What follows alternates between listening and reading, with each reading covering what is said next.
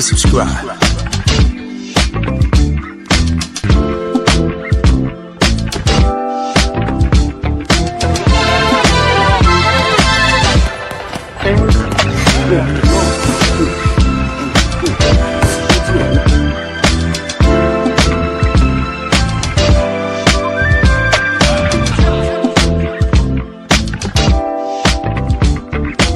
Subscribe to my guy, Uncle D. Tell him Big Bass sent you. Spurling. I'm an attorney here in Houston, Texas, an advocate for black men, largely because I am a black man. I'm a black father, I have black sons. Hey man, I do what I do.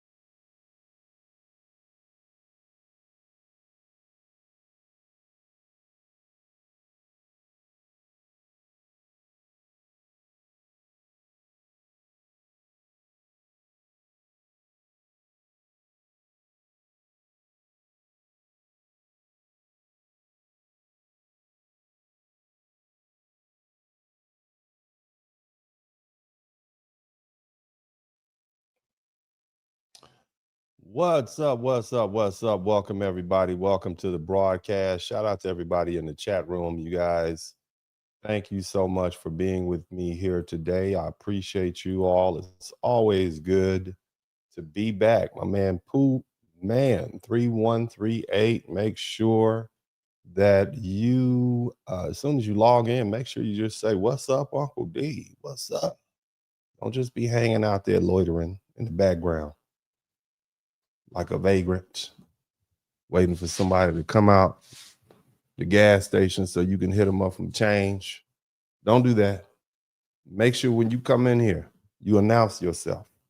You speak to people when you come in the room. This is my room. This is my living room. You done walked your funky tail into my living room, okay? And you make sure you speak to me. Say hi, hello, Uncle D. Say something.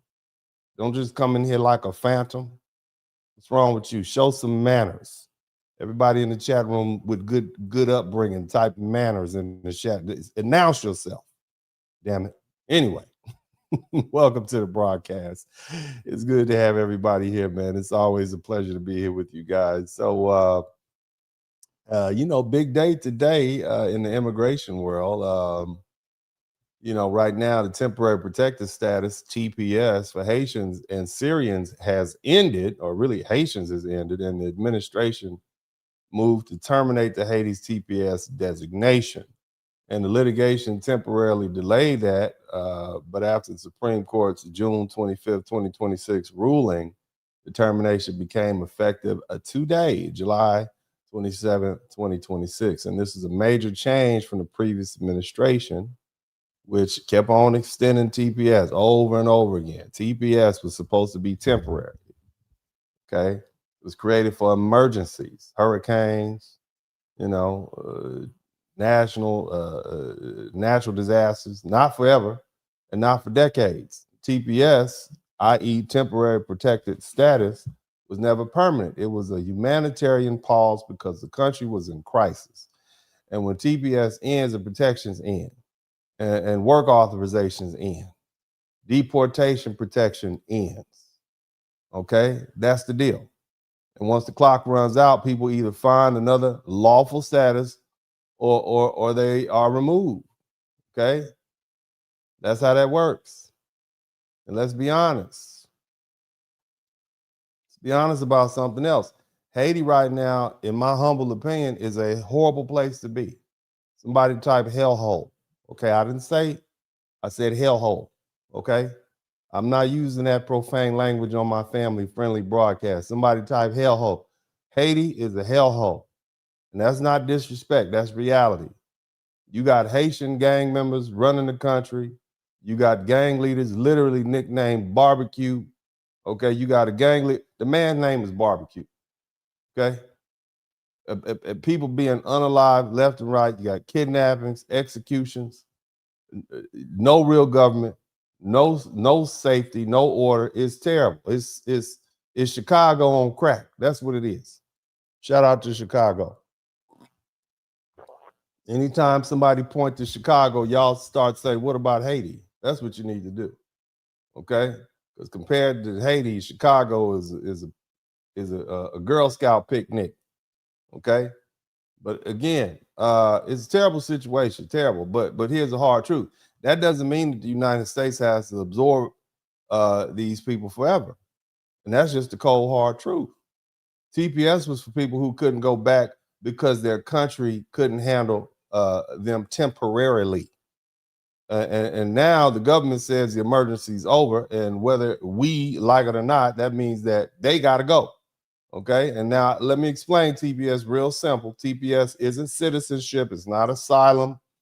It's not a permanent right to be here in the United States. It's permission to stay for a while because your home country is in crisis. That's it. And a lot of these folk have been here for 10, 20, 30 years, and that alone tells you the program was never meant to last this long. Now, here's where people get uncomfortable. The truth is, most foundational Black Americans, and that's the Black people who've been here, that's what we used to call African Americans, what we call the American Negro. If y'all like to call us the American Negro, you uncomfortable with foundational Black American? It's really just a new name for the American Negro because we have so many people who come over here from other countries who are Black. They might be Haitian, they might be from Africa, et cetera, et cetera. We had to find a way to distinguish ourselves. And I like the term foundational Black American. It's very simple. You simply add the adjective foundational on top of Black American, and voila, there you go. But the bottom line is we shouldn't feel guilty.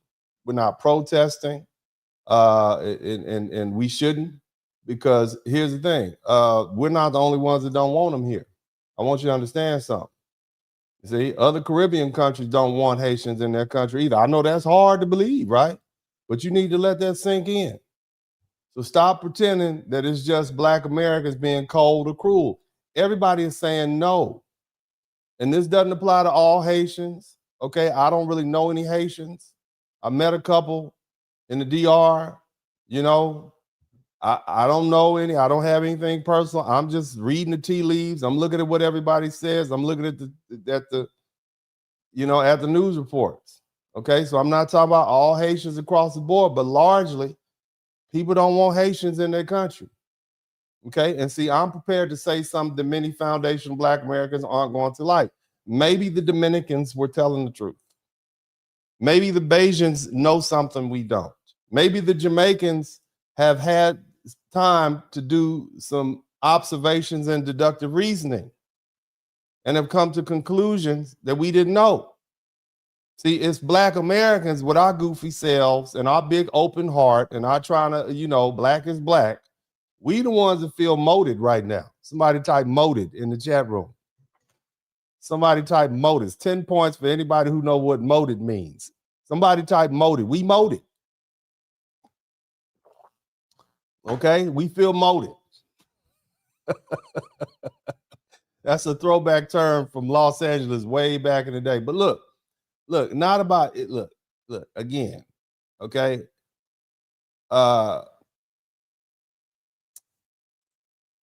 This is not a racial stereotype, okay? All right, we're not trying to be cruel, okay? We're not talking about every Haitian person, but see, but they were telling the truth, okay, about the history of the Haitian state. Let's look at that. Let's look at the repeated pressure placed upon, and we'll go back to the Dominicans and their sovereignty, and the danger of pretending that every conflict involving Haitians and Dominicans can be reduced to racism, colorism, and anti-Blackness. Okay, now I'm just talking to y'all. You listening? Because the Dominicans told us, and the Dominicans on the internet, they barely speak English. Okay, and they are on the internet giving us, they telling Black Americans some stuff. They told us that their distrust didn't begin yesterday. They told us it wasn't simply about complexion. Historical records document Haitian military actions in the Eastern Territory in 1805. So the minute they stopped killing the French, they decided to go over to the DR. All right, and for 22 years, The Haitians ruled over the DR from 1822 to 1844, and they were not nice about it. And they had repeated campaigns to regain the Dominican Republic after the Dominican independence. Shout out to Mick Stixon. Thank you so much. Okay, 1844, 1845, 1849, 1855 to 1856. Black Americans had never heard that history. But the thing is, we refused to listen because it didn't fit the racial story we already wanted to believe.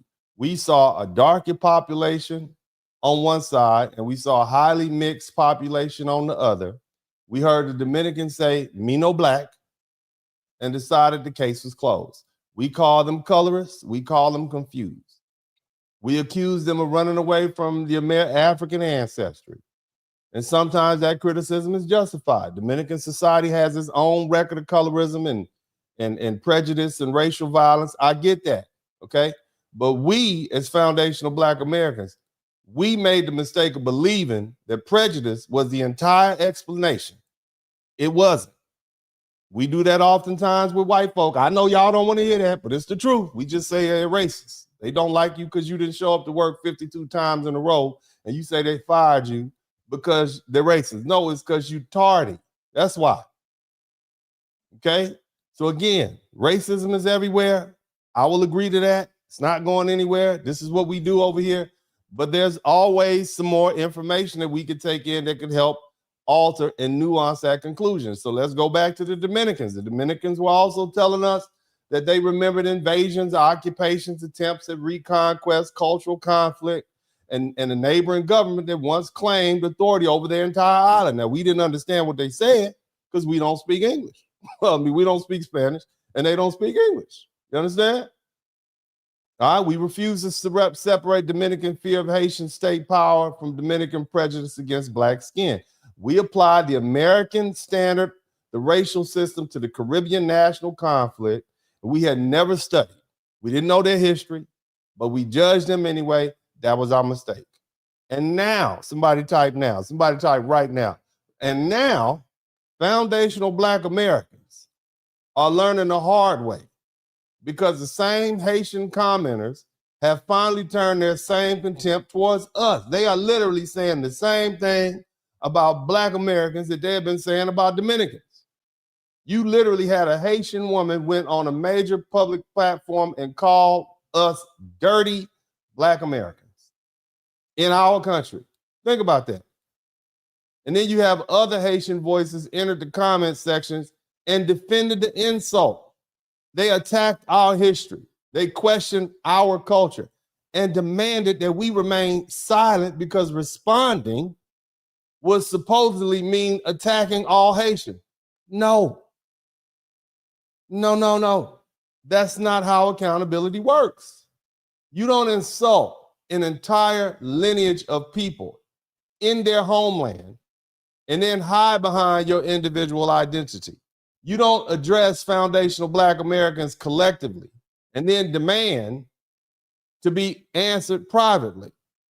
You don't throw a public rock and suddenly discover the value of individual responsibility when the rock comes flying back at you. And see, this controversy exposed something else. Some Haitian voices, maybe not all, but enough, become extraordinarily bold towards foundational Black Americans, even though Black Americans had nothing to do with TPS. We didn't make that decision. We didn't issue the order. We didn't decide the litigation. We don't control the Department of Homeland Security, the Supreme Court of the White House, or immigration enforcement. It was the Supreme Court on June 25th, 2026 that ruled that in consolidated Haitian TPS litigation that the statute largely barred judicial review of the government's termination decision. In other words, the president can do it on his own. And now you got more than 300,000 Haitian TPS holders. Now they're facing the loss of work authorizations and protection removed. These people literally got to leave their houses that they paid for over the past 18, 19, 20 years. Think about that. You got a 30-year lease, 30-year mortgage, and you damn near finished paying for it, and you got to up and leave. You got to sell it. Somebody type sell it in the chat. Can you imagine that? You just paid for that car. Okay, you had that 7-year loan out on that car. You just paid 3 times the amount for it, and you got to leave it right there on the causeway. Think about that. This is what these people have to do. You have children here. You might have a wife. You have a husband. You got to leave all of them. Okay? And I understand that you're mad. Okay? But that was the action of the United States government, not the action of foundational Black Americans. Yet, you have all this anger redirected towards us. You got white Americans making videos telling Haitians to go home and stop eating the cats and dogs. And the Haitian commenters ignore the white person in the video who made the statement and began attacking Black Americans under the video in the comment section. Think about that. That's crazy. You literally have white political power brokers. They're making immigration decisions, but Black Americans are treated like a safe target. And so they come after us. That's not resistance. That's displaced anger at the people thought least likely to impose consequences. In other words, you don't think we're going to do anything in response. And that's exactly why this relationship between Black Americans and Haitians, and generally speaking, a lot of people from the diaspora, that's why it's changing. See, foundational Black Americans, somebody type FBA in the chat room. I mean, I like the term. Again, to me, it's just another iteration of American Negro. It's people who are descended from slaves. It's people who own slaves. It's people who were here before 1865. It's people who were found here at the founding of this country. Okay? It's mixed Black people. It's Black people from jet black, blue black to light bright, damn near white. I'm just saying, we all come, foundational Black Americans is not necessarily a color. It is a lineage. A person could be lighter than me and still be an FBA. A person could be dark, pitch black, dark, and still be FBA. See, we don't do the tribes. We basically do a one-drop rule. You understand? But again, we as FBA are no longer accepting the idea that shared skin color creates an unlimited obligation, because we don't owe automatic solidarity to people who insult us. And we don't owe political protection to people who distinguish themselves from us when it flatters them. And then suddenly they rediscover their Black unity when they need help. Somebody type help in the chat room. You see? Look, I want you to think about this. You can't say, I'm Haitian, not Black American, when you want distance from us, and then say, how can you Black Americans abandon your fellow Black people when you want our support? Think about that. You can't have it both ways. Either Haitians and foundational Black Americans are distinct people with different national histories and interests, in which case our relationship must be based upon mutual respect, or otherwise we belong to a broader Black family, in which case respect and loyalty must be bidirectional. You can't demand separation and entitlement at the same time. And let us deal with the present facts rather than hiding behind these slogans, okay? Because every time you start talking about Haitians, 1804, somebody type 1804 in the chat room, okay? Think about this. See, Haiti is dealing with institutional collapse. The World Bank reports that approximately 1.4 million people have been internally displaced by March 2026. That means they roving around their community, they roving around the country, they don't have anywhere else to stay.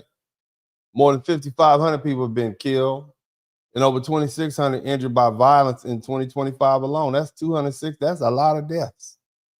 Okay, approximately 5.4 million Haitians struggle to even get food. And the United States continues to classify Haiti as a level 4. Do not go there, do not travel there. Okay, do not go to Cap Haitian. They keep telling you, because it's too much crime and kidnapping, unrest, terrorism, and severely limited state capacity. And that's not insults. Those are the conditions there. Okay, now that's what they're saying to American citizens who want to travel there. I don't know what it is for Haitians. Might be different. You're local. You're from there. But as far as American citizens, the American government says level 4, do not go. Okay, but here's the thing. You can't govern a modern country with revolutionary mythology. Somebody type 1804. You can't run police departments and courts, hospitals, schools, ports, utilities, and public institutions by repeatedly announcing what your ancestors did when they defeated the French in 1804. Winning a war in 1804 over 2 centuries ago doesn't operate a government today. Somebody type today in the chat room. At some point, that historical pride has to produce present competence. At some point, the Haitian political class and economic elite and diasporic leadership and civil institutions have to answer a basic question. How long can every present failure remain the fault of France and the United States and the Dominican Republic and racism and colorism and blaming everybody else? Foreign interference harmed Haiti. Got it. France's indemnity was exonerated. Got it. The United States occupied Haiti. Understood. International policy has often failed Haiti. Got it. Those are facts. Okay? But foreign governments didn't force every Haitian leader to mismanage the public institutions. Outsiders didn't make every politician in Haiti steal the money from the people. Okay? It didn't make all the gangs expand and every court fail or every public service collapse. History can explain the wound. It can't excuse refusing to treat it forever. And the regional governments are no longer pretending they have unlimited capacity to absorb the consequences. The Bahamas, think about that. And I'm talking about the ones that the other folk around them. Caribbean islands, the Bahamas. The Bahamas government's own records show repeated repatriation operations involving Haitians and nationally. They sent 105 back in November 2025. They sent another 114 back in 2026. The Bahamians don't want you. You got Black Americans feeling guilty, and those are your neighbors across the water. Jamaicans also repatriated Haitians' arrivals. You understand? These governments aren't governed by foundational Black Americans. Their immigration decisions can't be blamed on American racial politics. They all Black. I'm not saying that Haitians are inherently bad people. That's not what I'm saying. But it proves something more concrete. Countries throughout the region, including the Haitian neighbors, the Dominicans, and their cross-the-water neighbors, are enforcing their borders and limiting irregular migration and refusing to accept the argument that Haiti's crisis creates an automatic right to enter and remain wherever Haitians choose. And again, these people got the nerve to call us dirty Black Americans. It's our fault.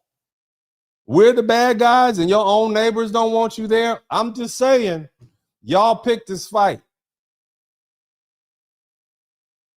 Look, every country makes that calculation. The Dominican Republic makes it because it shares the border and it carries the most immediate pressure. The Bahamas make it because irregular boats continue reaching into their territory. Jamaica makes it because it was limited, it has limited resources and a legal refugee process. And the United States makes it through immigration status, TPS decisions, asylum law, and enforcement project. We didn't have to let you up here in the first place. That's what you need to understand. And none of these countries is required to surrender its borders because Haiti is unstable. Compassion doesn't eliminate sovereignty. And human dignity doesn't create automatic citizenship. Temporary protection isn't permanent residence. And other countries, emergencies don't become an endless obligation for the American taxpayers. And see, that's the part that a lot of these Haitian advocates refuse to accept. They treat a humanitarian accommodation as though it creates a permanent ownership. And they act as though being allowed to remain temporarily means the country is morally forbidden from ever ending that arrangement. You thought we were going to forget y'all were here temporarily? That's like somebody sleeping on your couch. And they figure if they just make their bed, be quiet, and put their own food in the refrigerator, you'll forget they're there. That's not how that works. And I'm going to say the quiet part out loud. A lot of these same immigrant groups have said some very, very ugly things about Black Americans. You all have said some horrible things about foundational Black America. That's the only reason we notice y'all now. Y'all would have blended in fine. You all talk bad about our culture. You talk about who we are. You call us slaves. You bring up more racist talking points than the white boys on Reddit. You openly say you don't like us. You don't respect us. You distance yourselves from us whenever you get a chance. And now you want to know why Black Americans are not showing up. Or hell, why some Black Americans are cheering immigration on. Because see, normally we don't do that. We've always had the back of Black people across the diaspora, whether we're talking about South Africa or anywhere else. We always have. Historically, we always ride for Black people. But y'all have messed that up. But you don't get to disrespect my people. You don't get to trash my fellow Black Americans and our culture, and then to say you're not like us, and then expect us to save you when things go left. And see, at this point, it's not even anger, it's indifference. We're unbothered. You go your way, we'll go ours. And see, this is what it looks like when foundational Black Americans stop carrying everybody else's problems. And see, the African diaspora and the Black diaspora are learning the hard way that foundational Black Americans are not obligated to provide unconditional solidarity to groups of Black folk and African folks who publicly disrespect us. They're also learning that the relationship between Haiti and some of these other countries, including the Dominican Republic, is far more historically complicated than colorism. We can't no longer say that the Dominicans just hate the Haitians if hell, the Haitians are saying the same thing about us that they say about the Dominican. We don't hate them. We don't even know them. And the thing is, foundational Black Americans aren't obligated to take up this fight simply because Haitians are Black. This is our country. Let me run that back to you all again. The United States of America is our country. We are not guests here. There's nowhere to deport us to. If white folk try to deport Black Americans, we would fight them, and they know it, because we are Americans, and the most American thing you can do is fight. That's what we do. You may not like it, go home. White Americans fight, Black Americans fight, Mexican Americans fight, we fight. That's what we do. Hell, you're not a real American if you don't fight. All our sports are based around fighting. We took soccer and we took football and turned it into a war sport. But more importantly, our ancestors were enslaved here. We fought wars here. We survived unfair system of what we call Jim Crow for 100 years here. We built our Black colleges and our churches and our neighborhoods and our other institutions here. 20% of the United States military is Black American, and we fought here. We forced the United States to expand the meaning of citizenship and equality. And Black civil rights movements confronted segregation through boycotts, sit-ins, freedom rides, marches, lawsuits, political organizations, and a lot of them died for it. The Civil Rights Act, you all make a big deal about how it's not important anymore. It prohibited discrimination in public accommodation. You couldn't even walk in the building, in the front door, or you couldn't get it's not that the jobs weren't available. You couldn't get the job. You couldn't go to the school. Even if you wanted to vote a politician in, you couldn't vote at all until we attacked all that in the 1964 discrimination, Civil Rights Act and the 1965 Voting Act. This is what we did. We did it.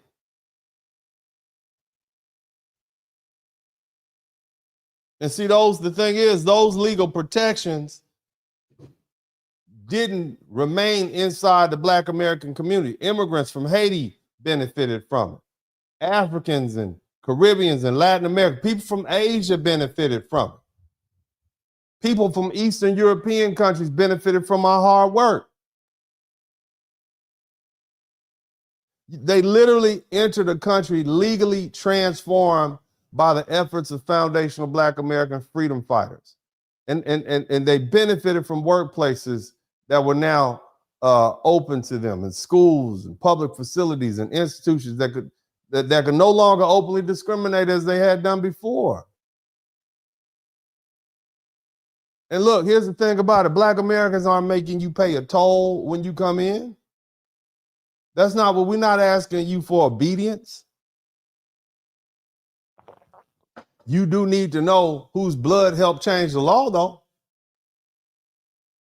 So coming to this country, to the United States of America, somebody type America first in the chat room. Somebody type FBA in the chat room. Somebody type Heritage Americans in the chat room.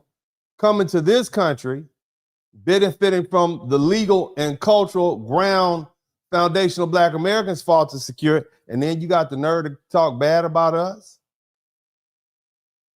That's disrespectful. And it's historically ignorant. You wouldn't go to anybody else's country and talk about an indigenous people in that country. You wouldn't do that, but you come over here and talk bad about foundational Black America. That's historically ignorant. It's arrogant.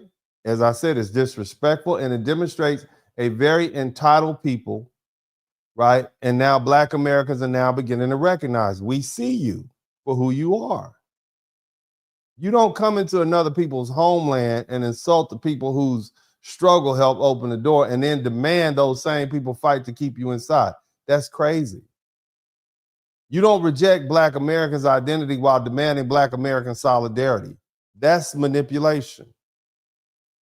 And you don't remain quiet toward people exercising governmental power over you and then turn around and get reckless toward the people who had nothing to do with the decision. That's just cowardly displacement. And you don't keep pointing at everybody else when the country you defend is unable to provide basic security for its own population. Look, it's sad, it's dangerous, it's tragic, but they still got to go. Somebody type got to go. And that's how we starting today. You got to go. You got to go. Maybe if y'all had been a little nicer to us, maybe if y'all had been a little bit more respectful, we'd be out in the streets marching for you or something, but that's not what you did. That's not what you did. You didn't do that. You wanted to get ignorant. You said we didn't have any power, but what we do have is the power of the couch. In other words, we have a power to abstain. We not here to help. And that's what you see happening. Now, I got a couple of videos I want to share with you all, as always. And I want you all to make sure you kick back and enjoy it. I'm going to do my best not to comment. You know, I've already tried, and it's not helpful. I try not to comment, but, you know, sometimes I have to say something because I'll be saying something. But anyway, let's go ahead and look at a couple of these videos. You all hit the #1 button. Let's get it cracking.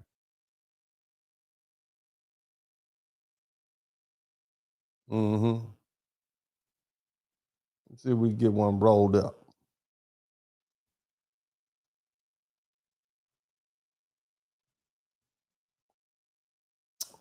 The videos are not cooperating today. All right, let me see here. Yeah, buddy. Now at 32, he's back in Haiti with his American wife. He says he committed a crime and now he's living the consequences. I still don't feel like I'm. What? Hold on a minute. You said that kind of quick. You committed a crime. So you committed a crime. Okay, go ahead, sir. Go ahead. I still feel like I'm just roaming. I feel uneasy. For the past few weeks, Idris Michelin and his wife Emil have been walking the streets of Haiti, trying to mentally accept that this is now home. I lived in the country 30 years. I never got in trouble, but I made a mistake. My morals became corrupted. Idris was the I've been living in this country 52 years and I never got in trouble. Okay, so but go ahead, keep going. Deported after serving 25 months in federal prison and 9 months in ICE custody. He was convicted of getting an illegal PPP loan back in the summer of 2020. He was living in the United States as a permanent resident, graduated from Southridge High School, and went on to Miami-Dade College. He was allowed. So you thought it was a good idea. Is this what you thought? You thought it was a good idea to get that PPP money. Not a good idea. Licensed realtor and insurance broker. After serving his sentence earlier this month, Michelin was deported to Haiti on a flight with 120 people. Your ankles are getting cut up. Your hands are shackled together. You know, they're telling you, hey, if there's a plane crash, you're going to grab this from here and you're going to put this on your face. How? He says once in Cap Haitian, they were given $100 and released to family. His wife was waiting. There's people that left only 2-3 years ago that are afraid to come here. And she's here. The temporary protective status, or TPS, for more than 330,000 Haitians will end on February 3rd of next year. Without any other immigration protections, some may find themselves, like Idris, back in Haiti. It's very limited here. And now that I'm here, you know, to my country where my flag is, the people are wonderful. The people work hard. But they're trying to overcome obstacles, and I'm here trying to overcome obstacles as well. I ain't gonna lie, y'all. I kind of feel bad for her, but I know what y'all thinking. Like, okay, well, she didn't do it. Somebody type work harder in the chat room. That's what y'all told us to do. Y'all told us to work harder. We working hard. We're doing the best we can. But again, sometimes working harder doesn't help, sir. Shout out to Telescope. Thank you so much. We'll let this video keep playing. Go ahead. What she needed to do to get her citizenship, blah, blah, blah. But if she's been living here since she was 5 years old, she probably had no idea that she was supposed to do anything as far as becoming an actual citizen. I mean, that's a hell of a wake-up call. But I feel like this should also be a wake-up call to anybody who's actually from Haiti or anywhere in the Caribbean or anywhere around the world that looks similar to that, or where there's a good portion of their society that has to live that way. I feel like this should be a wake-up call for them, because this should show you like your people and your country of origin really needs help. It really needs some type of stability. Like she said, it's completely lawless out there. Like she said, she got raped her first week back. She said that there's like no government. People just run rampant. It's like hard to find food. Like there's no jobs. Like this should be a. I mean, it sounded to me like they need some black on black crime down there in Haiti. They need some black on black crime. Sound to me like, you know, if the law don't work, okay, to me, okay, and I know we against black on black crime, but it sounds like y'all need some of this black on black crime that we have here in the United States of America, where we kind of take control of things. And you know, somebody type Chicago. They need to get some of them YNs from Chicago and drop them off down there to help y'all out. If y'all don't know how to deal with gangsters and so on and so forth, because it doesn't seem like y'all doing a good job at it. If your women, as soon as they getting off the plane, these sort of things are happening to them. You understand? I'm just saying, men of Haiti, men of Haitian culture, break your flags out. This is you know, this is what y'all tell us, since you all always have something to say about our culture. Sounds like, you know, you need some advice too, okay? Because you know, this is what it sounds like to me. All right, let's keep listening. Wake up call for people who are actually from Haiti, like, or any country that looks like that, because y'all flee, y'all come, y'all go here, there, and everywhere, but then you leave behind your country of origin. And I understand, like, and it's like it's funny to me, because it's not funny, but it's like it's interesting to me, because one of the thing. The jabs that they throw at Black America is, well, at least I have a home to go back. But most of the people who say that, home looks just like what she showed us. So, I mean, that's not even a home that you even want to go back to. And I'm not saying that to be a bitch, but what I am saying is that it's going to take. You're not being to be, baby. You're not being to be. Watch your little language. You cute, but you can't be cussing on my broadcast. Shout out to Crystal Roll. Can't be cussing on Uncle D's broadcast, because we are family friendly up in here. But again, we get the point. We understand what you're saying, baby. We get what you're saying. And I want y'all to check out another video that I found to be quite interesting. And the reason I think I find it quite interesting is because this is an example of a white fella And he has some very, very poignant words for the people of for some folk who are talking to black people. Well, actually, in this particular situation, this is a white man, and he's basically going in on the Haitians. And then this young lady points out that the Haitians got all the smoke for black Americans. Listen to the video.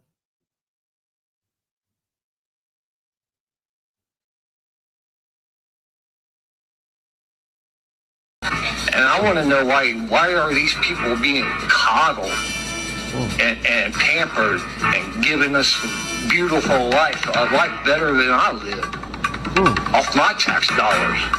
So this is a hot heritage American that's at a town hall meeting, basically talking about immigrants and, you know, the Haitians, I'm guessing, that lives in his part of town or in the city and county and state that he lives in, and how they're trying to co-opt the black American plight to further, you know, get benefits, have access, resources, so on and so forth. And you know, it's just so funny because I never see them making videos about white people, and these are the ones that literally are going to town hall meetings by the droves to. And again, you know, the reason they pick on foundational black Americans is because we're easy target. They don't think we'll do anything about it. You know, they like to tell us we don't have a country and we don't have a culture and these sort of things. And we, for the most part, just ignore folk like that because we like old people like, yeah, you'll learn. Go on here. Keep on going. You'll learn. And see, now they learning. See, let me tell y'all something. Sometimes, you know, and I know this might sound a little harsh. When you, and I'm going to use a little, I don't want to use profanity, okay? But I'm going to use a little profanity. But I'm going to use a word from the Bible. I'm going to use the word for donkey, okay? Sometimes when you see somebody getting their ass whooped, they're not the victim. That's just karma dog walking their ass. That's what you see happening to Haitians right now. That's karma dog walking y'all. Because y'all have been really nasty to black Americans. You have been really, really nasty. I don't know any Haitians, don't have anything personal against Haitians. I, for the most part, just thought that, you know, they black people like everybody else. They were the ones that made, I mean, I'm cool with the flag. Whip your flag out. Whip your flag out. I don't care about that. But the minute you start talking bad about black Americans, dirty black, so you talking about me? You talking about my sons? They're black Americans. You talk about my mama, my grandma, my granddaddy, that's who you talk about, all of it. We all, do you just throw us out there like that? You don't think white folk listen to that and they'll use that against us? I'm just saying. You're becoming a problem. Somebody told me to stop. I said that's a biblical word. Keeping it plain 2023. I said the A word. That's in the Bible. Okay, because the Bible uses that word. But now don't get me distracted. But I'm gonna stop. I ain't gonna say nothing else. But they understood what I meant. That's they getting dog walked. That's not karma. Okay, that's karma dog walking them, right? In my opinion. Let's keep going. Protest against them. These are the ones white American people are in, primarily in positions of power and in positions of authority to sign bills, to pass legislation, to literally control the borders. Like, this is who is sending them back home, yet you don't see them doing their think pieces, doing their panels, calling them dirty white Americans. You don't see that. No, don't say nothing to the white people. They don't say nothing to them. No, I don't. They don't say nothing.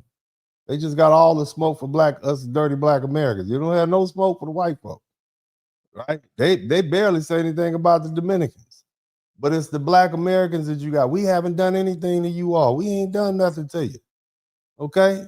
You see them attacking black Americans so much so that even in the comment section of this video, I just scrolled a couple comments and I seen some comments and I was like, you gotta be motherfucking kidding me. Let me show y'all. Cuss word. Don't be cussing on. They don't want you cussing on the broadcast, man. Show y'all. It's above me now. It gets to a point. Yeah. Okay, look at this. FBA, just like the white man, black Americans ain't shit. Can't even raise your kids. They unalive each other. Black Americans, the new triple K. And then I mean, but Haiti got a whole internal civil war going on. You worried about Black Americans unaliving each other? What are you talking about? And how do you know all the Black on Black crime in America is Black Americans unaliving other Black Americans? If you go places like New Jersey and New York City and South Florida, a lot of those people aren't even Black Americans. How you know they're not Caribbeans and Africans unaliving each other? Have you looked at the basic criminal statute at some of these places like DC? I'm just saying. It's a thread of them talking about Black Americans. Look at African Americans. LOL, so weak. Y'all scrambling at an opportunity to suck YTD. Tell me about it. Now it's all about, y'all can pause to read. Like, how is it, y'all? And there were literally so many more comments disparaging, demeaning, and talking down on Black Americans underneath a post of a white man saying that Haitians are cosplaying, co-opting, and colonizing the Black American experience. I mean, I just want y'all to pause. Black folk, Black America. The white man is all the white people. Shout out to all the white people in the chat room. This is for y'all. We catching strays for you all. You white folks got talking bad about these Haitians, and the Haitians are talking bad about. We didn't do nothing. We just trying to enjoy the aftermath of Juneteenth. We just want Juneteenth and Essence Festival back. And now we catching all this. What do? We didn't even do nothing to these people. Most Black people can't point Haiti out on the map. They don't even know where it is. You understand? What do we do? What did we do? Why are y'all picking on us? What did we do? We didn't even do nothing. Y'all got all this smoke for us. I don't understand. Golly, that's crazy to me, man. But I know why. You know Shine, the rapper, the one who got convicted of a murder here in the States, then he got deported back to Belize, and then he ran for office in Belize. Now he a diplomat. He got diplomatic immunity when he comes to the States now. Why y'all, like y'all say us, we can just do better, why we can't just work harder and do better? Why y'all can't just go back to y'all country and do like Shine did? Just asking. Why do immigrants always have so much smoke for Black Americans? Haitians, what's up? What is y'all mad at us for? We don't make the rules here. Why do y'all love to say, all immigrants love to say, y'all next, y'all gonna get deported? Bitch, no we're not. We ain't never, ever gonna get motherfucking deported. If they was gonna do that, why they ain't do it after slavery? They can't. We ain't got nowhere to get deported to. Y'all just jealous because y'all not from America. No, it's not that we don't have anywhere to get deported to. They could send us to Antarctica. They just won't do it because we will fight them. You see what I'm saying? That's what you got to understand.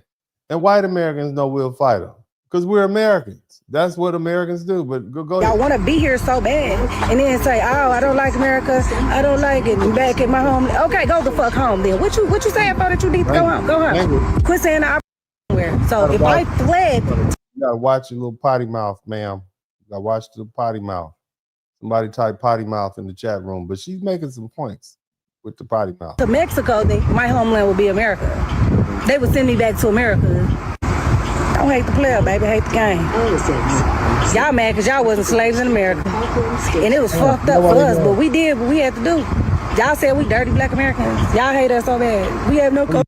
Y'all are never, Black Americans are never going to forget that. That's how most Black Americans have come to know Haitians. We know Jamaicans because they got reggae and smoke weed. We know Dominicans because that's the place where the boat dropped us off at on the Eastern Dominican tour. We know the Bahamas because that's where we go. It's close to Miami. You know, we know that. The only reason Black Americans even know Haitians now is because y'all are the ones that y'all speak funny and call us dirty Black Americans. They know Nicki Minaj from Trinidad. That's it. Okay? That's it. This is what you're known for throughout Black American communities. As the people who called us dirty. It's people in Alabama and Mississippi right now. Don't even know what island is which, but they know them Haitians called us dirty Black Americans. That's what you're known for. You're never going to live that down. That is part of who you are. You are the rude people from the Caribbean. We used to think all Caribbean people were nice. That's what we thought. We thought they were nice and hospitable. We didn't know how nasty and mean you all are. Y'all don't have a coach. Go home. Sayonara, sucker. We're not African Americans. We're Sudanese Americans. Yes, we are African Americans because Sudan is in Africa, so we're African Americans. I know that. That's a whole separate question. Because Dr. Umar actually, we are African, created his own by the term, and that's why some Black Americans say they don't want to be called African Americans because they don't feel like they have any ties to Africa. We don't really have any ties to Africa, baby. We have some African heritage. That is our ancient homeland. Okay, we have African DNA, but some of us have Scottish DNA. Some of us have indigenous Native American DNA. Some of us have Irish DNA. Hell, some people got Asian DNA. I like the African part of us. I think that is the part that makes us fantastic and unique. Is definitely why we are so prolific in so many of the things that we do. But the bottom line is we are not Africans. Africa is a continent. It has 54 different nationalities or nations. We are North Americans. Okay, we just like the Canadians and the Mexicans. We're North Americans. We are, our nationality is United States of America. Our ethnicity is foundational Black American or the American Negro, however you want to call it. But the bottom line is we are not Africans. And let me tell you something, the Africans will tell you that we are not Africans when they're being truthful and they don't want something. It's only when they want something that they'll tell you that we're African. Brother, that's when that comes out. I think reparations should be different for African Americans compared to us because we just got here. No, we don't. They deserve most of reparations. I'm gonna tell you this right now. We shouldn't even be in the conversation of reparations because we're not descendants of slavery. Reparations from the how we were colonized in Africa. Yeah, we can get reparations from France. No, you're a descendant from the people who helped capture us and sell us into slavery. Let's not forget that. So you not only are you not in the reparations conversations, you are also the culprits. Somebody type culprit in the chat room. You are the supplier of the stolen goods. Let's keep going. And Britain and them, but we don't need to get reparations here at all. Yeah, we'll never get it. Can I ask this question? What are the nuances or parallels to the South Sudanese or African? But again, see, this is what I'm saying. You know, when we start talking about you know, as Black Americans, we had to learn we're all Black, right? That's what we used to think. We all Black. Hey, you know, black, you need to stick together. And then they turn around telling us, oh no, we're not Black. We're Nigerian or we're Sudanese. Okay, cool. All right, we're Haitian. All right, cool, no problem. Great. But now they want to be Black again. Okay, now that the heat has gotten kicked up, now they want to be Black again. I just want y'all to peep that out. You know, and we have to be mindful of that. They set the rules. Now that it's gotten hot, somebody type hot in the chat room. Now that it's gotten hot, now, okay, today they want to be Black again. They want to go back to the Black unity. And what they haven't realized is the Black Americans are like, nah, y'all already told your draws with us. We good. We good over here. Okay, we're not going to go back to that. That phase is over. Okay, we're done with that. Shout out to Love Possible. And I just want you guys to be reminded of something. Black Americans, to the tune of 92% of Black women and 79% of Black men voted for Kamala Harris. So this wouldn't be happening. Okay. This wouldn't be happening had Black Americans got their way. Now, I want y'all to be reminded. Somebody type Haitians for Trump in the chat room, okay? Because somebody type Haitians for Trump. So where are the Haitians for Trump at? Let me let you hear them.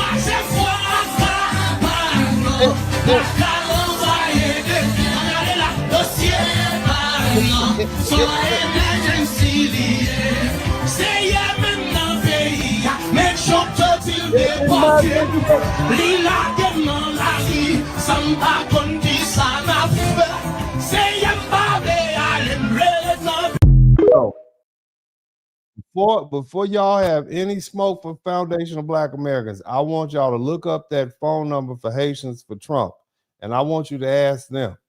Okay, so again, I'm gonna shout out to Love Possibility and shout out to Black Sam.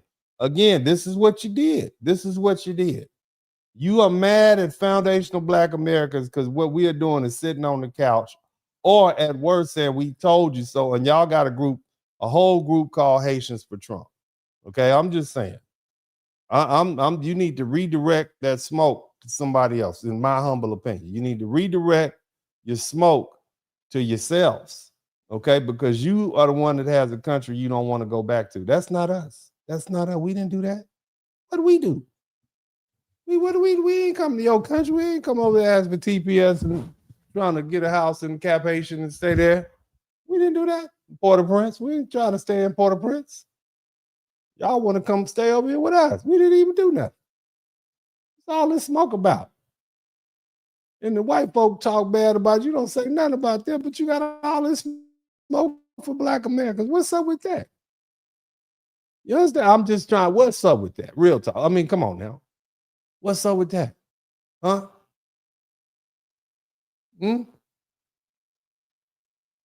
Yeah, I'm saying, and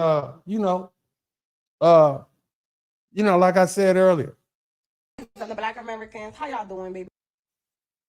I think at this point, I think I've shown enough videos. Are we ready, Foundational Black Americans, to accept the truth? I think we owe these Dominicans apologies.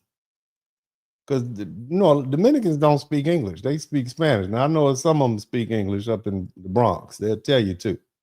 But they don't speak English. So they really couldn't say their side of the story. And so now you do have some Dominicans who do speak English, and they're speaking. And here's one of them right now. I want you to hear what she got to say. I want y'all to listen to what she had, because she talks directly. She called us by FBA, Black Americans. Listen to what she's saying and tell me where she's wrong. Listen.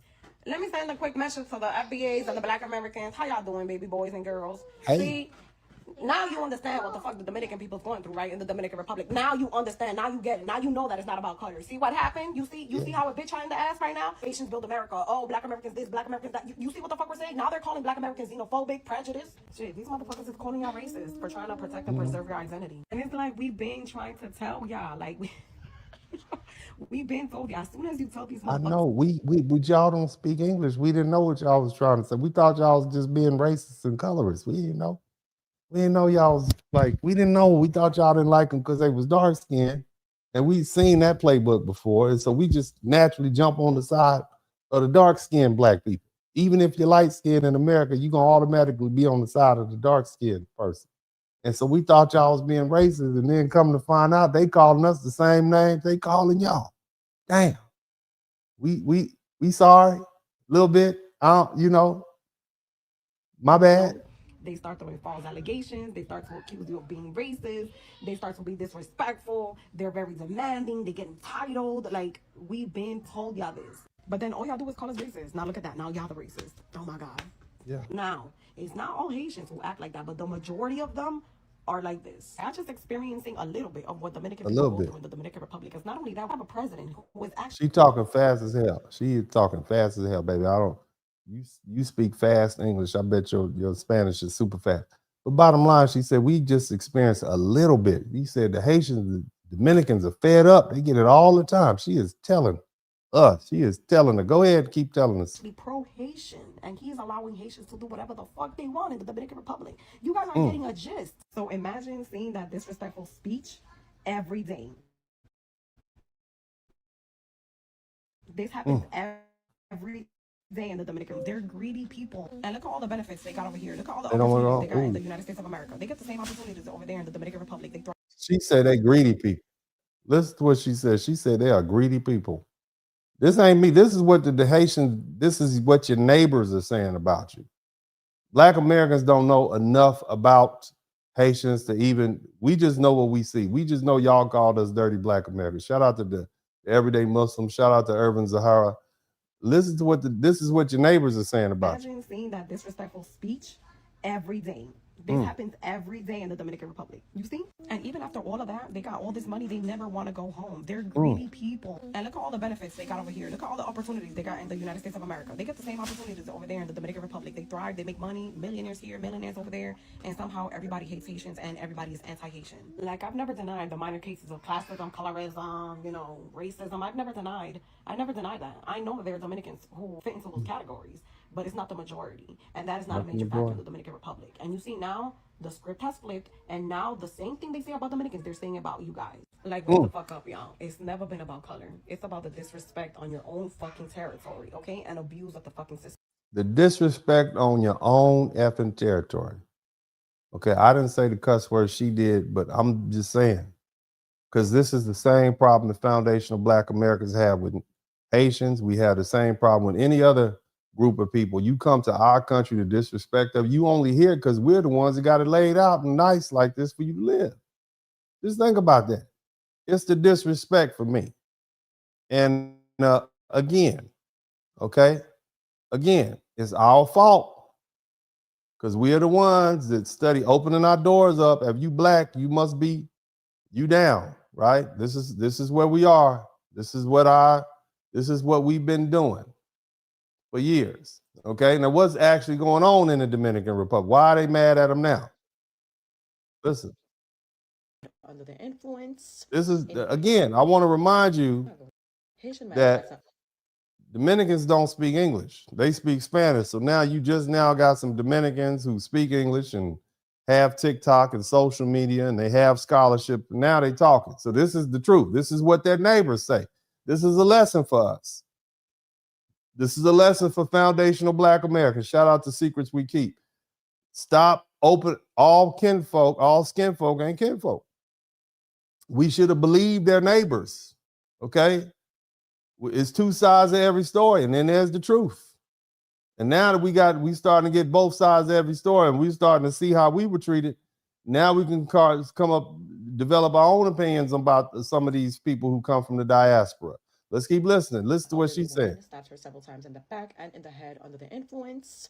Anyway, Haitian woman kills a Dominican woman and sets her on fire in Santiago. Undocumented Haitian arrested for death threats and harassing a minor by phone in Santiago. Haitian man kills Maestro Ninin in violent incident in Higüey.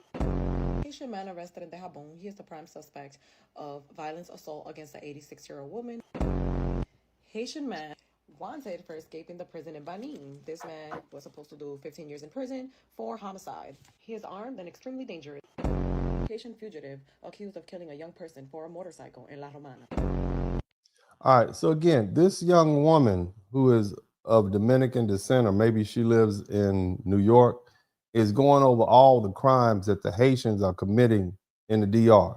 Now, again, these are the same people that come to the United States and tell us as Black Americans, as Haitians, tell us, what about the Black on Black crime in America? And they play victim like we're the bad guys. We're the dirty Black Americans, but your own neighbors. This is what you're doing to your own neighbors. You go over there from your country and this is what this lady is saying. This is their business. I'm just pointing it out to you. So all the Black American people feeling guilty about TPS ending, and you feel the need to maybe get up off your couch, okay, and hop in your Mercedes-Benz or your BMW and go down to Little Haiti and hold up a sign and protest.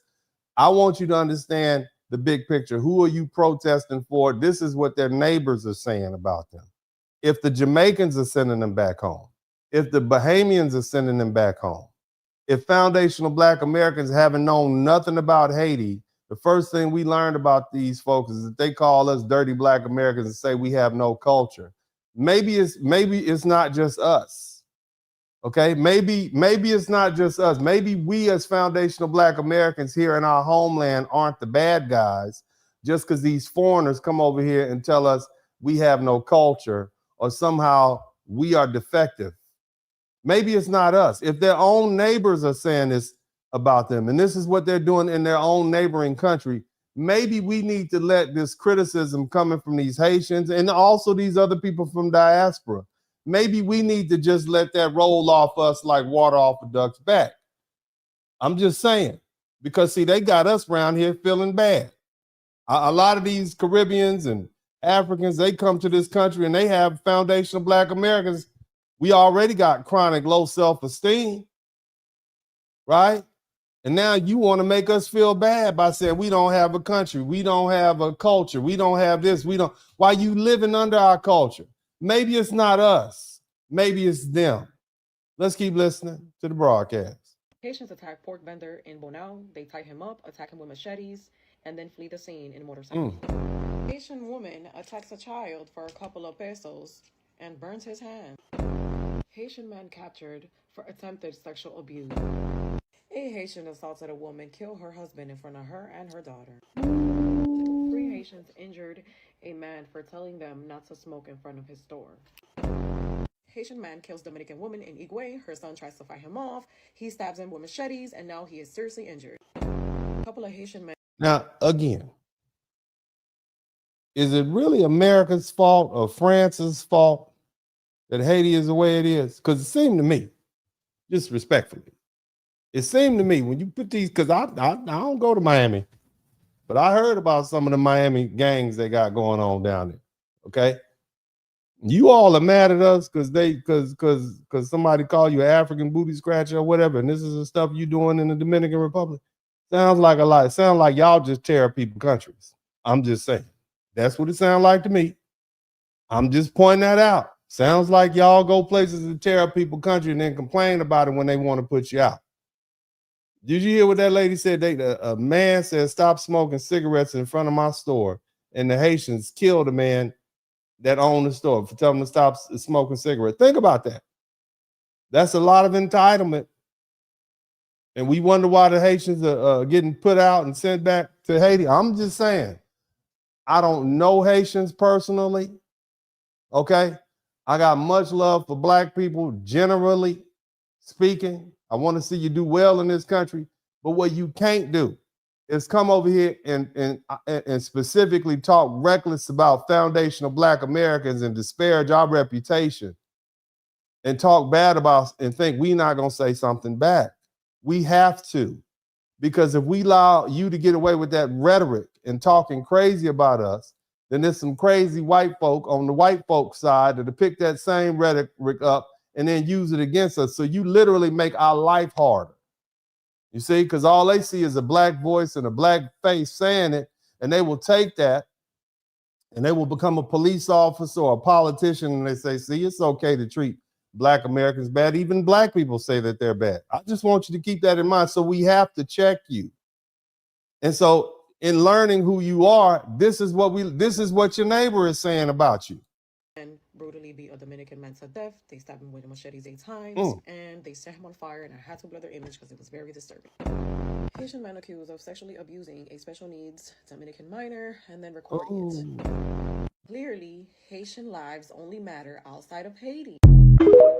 Well, I mean, again, like I say, I think we might owe these Dominicans a bit of an apology, because it seems to me we lost a lot in the translation. What I'm saying is they don't speak English, and so Haitians do speak English along with several other languages. So we're able to understand them and their scholarship and their leaders. What we don't understand is the Dominican side of the story, who are their neighbors, and now we're learning. We are learning some truths, about Haitians. And I don't want Black Americans to feel guilty about not feeling guilty about these people being sent home. Father got into a huge debate that turned into a huge fight that turned into me not being able to come over to the crib no more over me defending Haitians. Because you could not tell Black Americans nothing about Haitians. We would go to bat for the Haitians. Yes, I can speak for them. I can speak for Black people. We want y'all to have this great story. We want y'all to be great. We do. Right? And he would tell me. Somebody type 1804 in the chat room, man. We got a movie out about that. Brother Tariq Nasheed put a movie out about it. We want to see you win. Okay? We was with it. You can't say nothing bad about Haitians, the Black Americans, 10, 15, 20, 30 years ago. But now, somebody type right now, y'all have shown y'all whole butt. And now we like, hold on a minute. Who are, what? Maybe we didn't understand. Let's keep listening. She talking about she's arguing with her ex-boyfriend's father about Haitians. She trying to tell him one, and he trying to explain something he would know. This is a Black American woman who was dating a Dominican man. And she's basically telling us the story about how when she was dealing with her Dominican boyfriend, she got in an argument about the Haitian relationship between the Dominican and the dad said, look, you're not even allowed in my house anymore. Let's listen to what she has to say. So, me and my Dominican ex-boyfriend's father got into a huge debate that turned into a huge fight that turned into me not being able to come over to the crib no more over me defending Haitians. Because you could not tell Black Americans nothing about Haitians. We would go to bat for the Haitians. I can speak for them. I can speak for Black people. We want y'all to have this great story. We want y'all to be great, right? And he would tell me, his father, God, G, if you ever see this video. Anyway, his father would say, like, you know what? Trust me, you're going to learn. You're going to learn. It has nothing to do with race. It has nothing to do with anti-Blackness. You don't know these people. A quick message to the FBAs of the Black Americans. How y'all doing, baby boys and girls? See? They eating us up in the comments. The Dominicans are letting us have. They telling us. We understand. Thank you so much. I'm not gonna keep playing all these videos, okay? Because it's some less. I want to talk about the me no black, okay? I want to examine that because that's been an easy out, right? Because now they trying to use the me no African on us. And whether you all recognize this or not, me no black and me no African is pretty much the same thing. Think about that. You know how now the Black American said, no, I'm not African American. I'm a foundational Black American. They said, oh no, you're African. Oh, y'all just don't want, y'all just want to hide from your blackness. Me no black and me no African is the same thing. I just want y'all to think about that. Okay, now y'all hold on to that. And somebody else type 1804 in the chat room because we're going to talk about some truth and you're going to learn something, okay? You're going to learn something. I expect you to learn, so you better learn something. If you don't learn something from this, you're just hard-headed. But somebody type 1804 in the chat because there's some truths that we don't talk about, okay? Because, see, Haitians always use 1804 as a shield. Oh, I took the PPP loan, 1804. Oh, we invaded your company, 1804. Oh, we took over the neighborhood, 1804. They use it as a shield. Okay, and now I want to deal honestly with this 1804 revolution because whenever Haitians are asked difficult questions about where Haiti is today, somebody pulls out the Haitian Revolution as if, you know, that one event settles every argument. We defeated the French, 1804. We freed ourselves, 1804. We created the first Black Republic, 1804. Fine. That was an extraordinary historical achievement. Great. Nobody denied it. Not trying to minimize it or take away from Haiti. But 1804 isn't a shield against accountability. It doesn't erase what happens after the military victory. It doesn't excuse everything that followed independence. And it doesn't create a permanent moral debt that foundational Black Americans are obligated to pay from now on in perpetuity. The Haitian Revolution began with the massive uprising of enslaved people in northern Saint-Domingue on August 22nd, 1791. Now, what followed was not a weekend rebellion, okay? All right? It was nearly 13 years of slave revolt, civil war, racial conflict, imperial warfare, shifting alliances, and foreign intervention involving France, Britain, Spain, the white colonialists, free people of color, formerly enslaved soldiers, competing Black military leaders. Everybody got in on.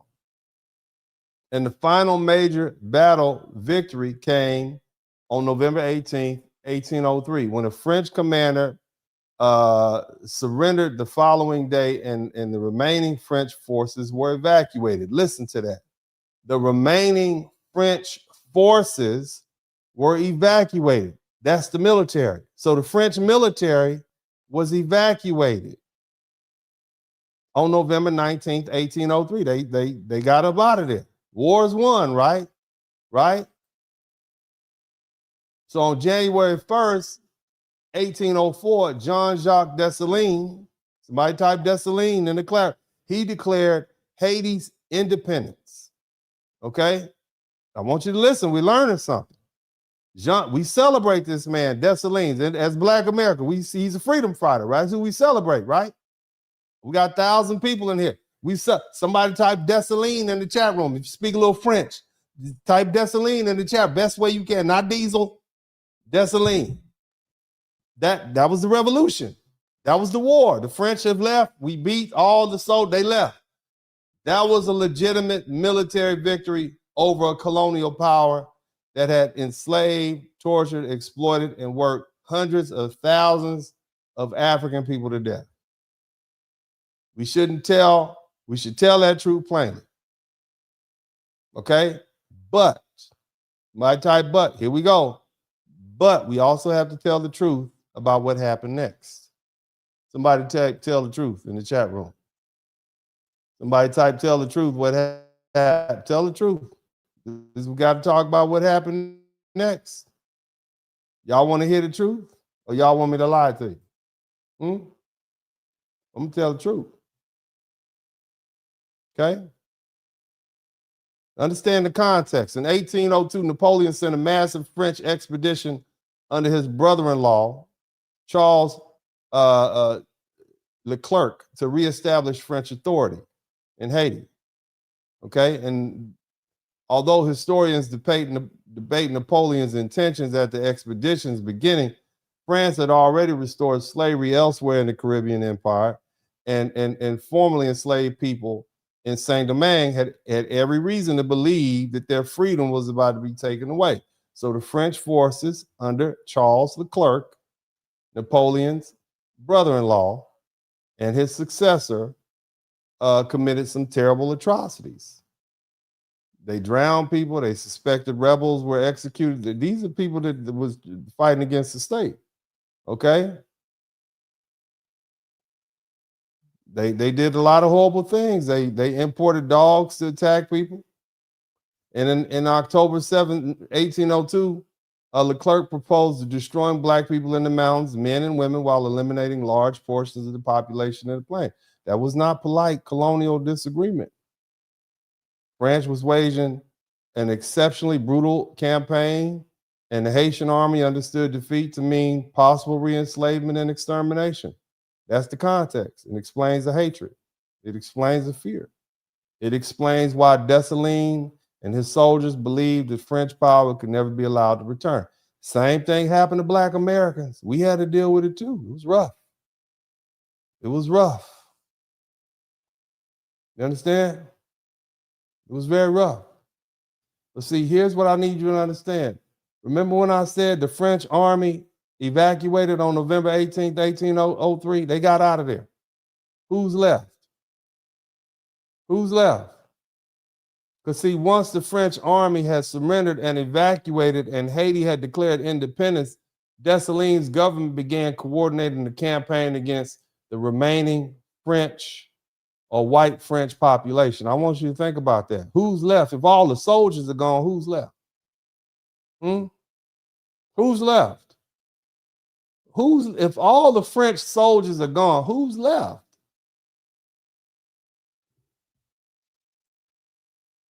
They coordinated a campaign. This is the Haitian government. This is Dessalines. You know,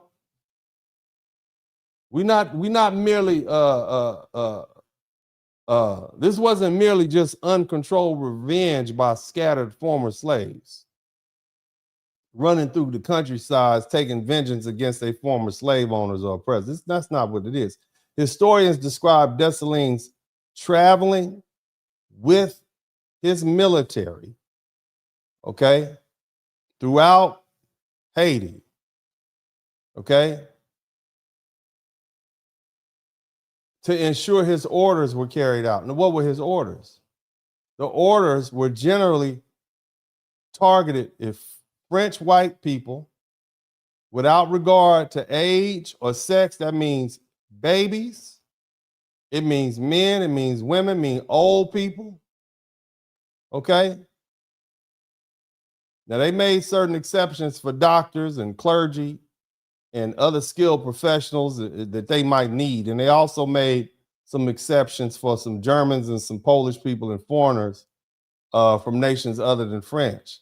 But I need you to understand exactly what they did once the French army was gone. Okay? The policy didn't require an individual trial. It didn't require proof that a particular person had done anything wrong to Black people or tortured slaves or even served in the French army or supported anything having to do with France. Okay? The mere fact that they were there was sufficient.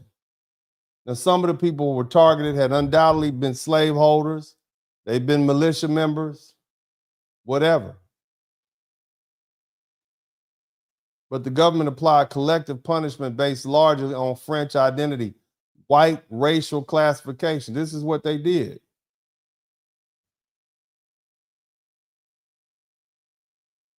They wanted to make sure there was no future assistance in invasion. Now, some of the most detailed surviving descriptions come from a man named Peter Stephen Chazot, and that's spelled Chazotte. I'm not going to try to pronounce it like I'm French. I'm going to pronounce it like an American. Chazot. Maybe Chazé, I don't care. He was a white planter, a merchant who survived by presenting himself as an American. So Chazot was seen as a neutral witness. He hated the revolution. He held deeply prejudiced views. And he made some claims that modern historians reject, but historian Jeremy Popkin explains that once Chazot reached the events he personally witnessed in 1804, his account began to conform very close with the facts that they knew. So Popkin says that this narrative is broadly consistent with Haitian historians and British naval officer John Perkins that visited shortly afterwards and independently confirmed seeing streets, listen to me, streets stained with blood and bodies exposed near the river and the seaside. These are white people. You understand what I'm saying? So this is what the Haitian military under Dessalines did to the white people who were there just because they were French. They did this to women, children, and babies. A proclamation issued on March 8th, and it ordered white male inhabitants to report to a place their arms at 8 o'clock in the morning on March 9th for what was described as a census. The proclamation warned that armed patrols would search homes and that any white man found hiding would be killed where he was discovered. What was publicly described as a registration became a roundup. Dessalines demanded money from the merchants and offered naturalization. I'm going to give you citizenship and protection, right? In exchange, I'll protect you if you give me the payment. The men came, they gave up their money, they gave up their jewelry and and property, believing that the payment might save their lives. And Chazette wrote that more than 200 men who could not pay, these are poor white men, shout out to Gigi, they couldn't pay, they didn't have the money. They were killed near the prisons, and they were stripped, their bodies were stripped naked, and they were thrown into the city dock. In other words, you know where the boats come? They stripped them, and imagine that, you killed 200 naked, and stripped them naked, white men, throw them in the dock. And the ones who were resisted, those who resisted were unarmed and they were killed with bayonets and swords. This is what they did. This is what they did to the civilian population. And then came the decapitations. Somebody, you understand what I'm saying? This is not history that they teach us. They teach us about this noble Haitian revolution. You know, the honorable Haitian people, they booted out the French army. They never tell you that they massacred civilians. You understand? This is a photograph of what this is a picture of what they were doing back then. Okay? On the night of March 9th, 400 men were stripped of their clothing. 400 men were stripped of their clothes. Their hands tied behind their back. Okay? They were tied together in pairs. They were marched through the street by torchlight under guard. This is what the Haitians were doing. And at the head of the procession were military sappers carrying large axes. And the prisoners were taken about half a mile outside the city. Okay? And the executioners began placing the prisoners' heads on wooden blocks and cutting them off with the axes. And when decapitation proved too slow, this is what the Haitians did. When the decapitation proved too slow, the soldiers moved through the remaining prisoners with bayonets and swords. According to the account, none of those taken to the execution site escaped. They killed 400 people in one night. This is not an internet rumor. This is eyewitness account of what happened after the Haitians won the Revolutionary War and kicked the French out. This is what they did to civilians. You see? They rounded them up and they executed them. And they dumped their bodies off. Some of them they stripped naked and threw in the dock. They said the prisons, the bodies were covered in blood on the floor.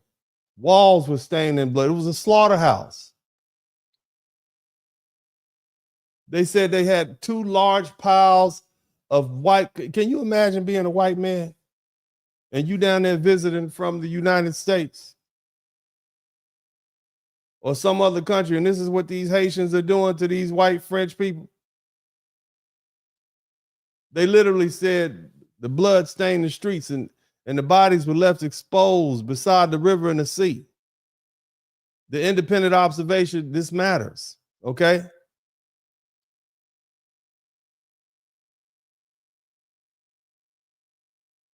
Here's another thing.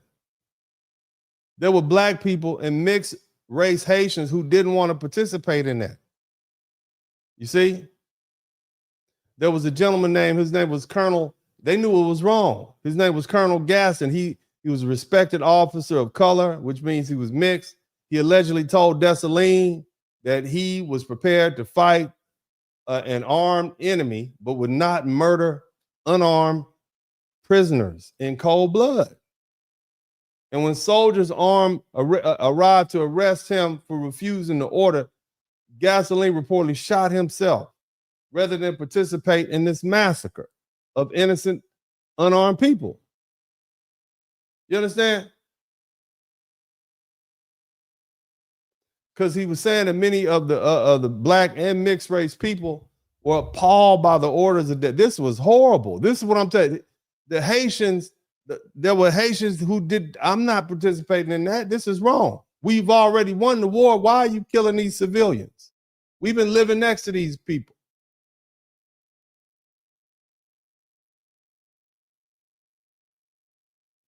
Not every black Haitian approved the killing of civilians, but it happened. Yeah, these would be war crimes. And see, again, it didn't end with adult men. There's a historian named Julia Gaffield. He writes that the Haitian army systematically killed French men, women, and children during the first months of 1804. Somebody type 1804.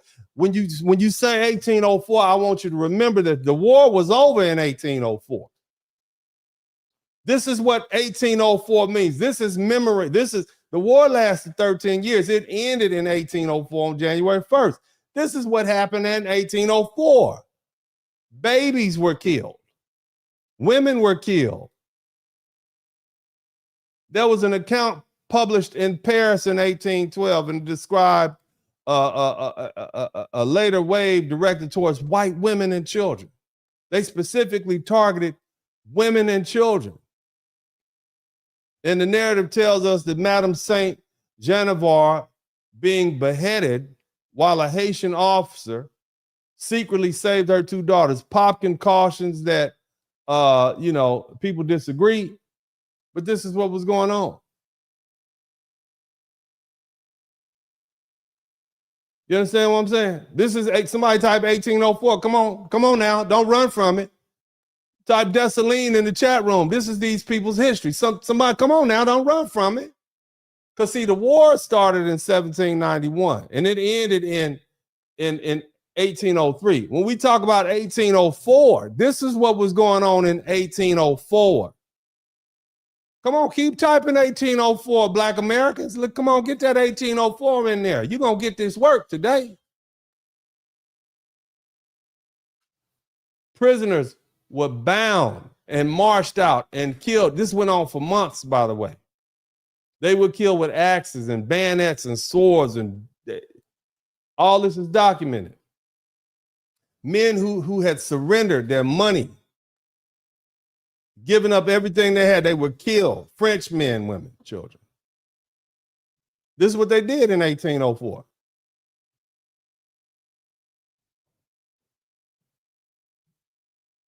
Unborn babies were torn from their mother's wombs. Heads were severed and then sewn back into the bodies. Think about that. That's what they did. Somebody type 1804 in the chat room.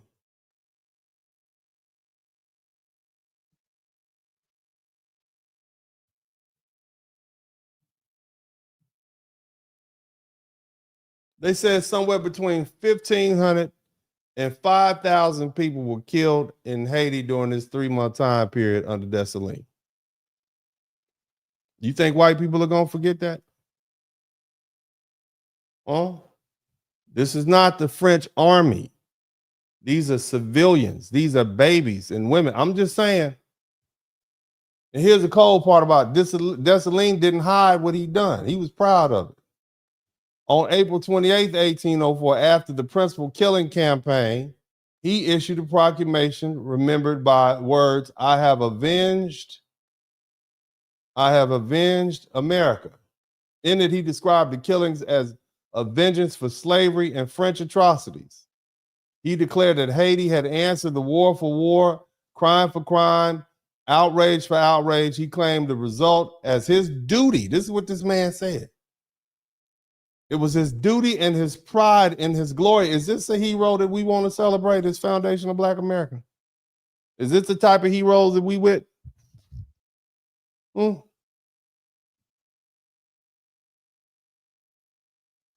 man said he claimed the result as his duty, his pride, and his glory. And that same proclamation survives in the British National Archives and was quickly circulated abroad. It was translated into English in the New York Commercial Advertiser on June 4th, 1804, and the Connecticut Herald on June 12th. And white Americans, they didn't have to wait decades for the rumors. Dessalines' own justification was being printed in American newspapers within weeks. Did that help us? Somebody type FBA in the chat. Do y'all think that helped us? Because I want you to put yourself in a position of a white slave owner in Virginia or South Carolina, or Louisiana, or Jamaica or Cuba or some other slave society. He didn't look at Haiti and see only enslaved people heroically winning their freedom, I bet. Shout out to Choose Better. He saw a French army defeated. He saw white authority destroyed, plantations taken. But more importantly, he saw French women and children and old people. He saw, after independence, he saw these people massacred. And that lesson he drew wasn't slavery isn't evil, okay? So we should free our slaves. The lesson is he was predisposed to draw was if black people become free, if they ever become free and armed and politically powerful, they're going to kill us and our wives and our children. And that conclusion was racist, self-serving, but it was also used to defend an indefensible system just that much more. Look, This is it. You understand?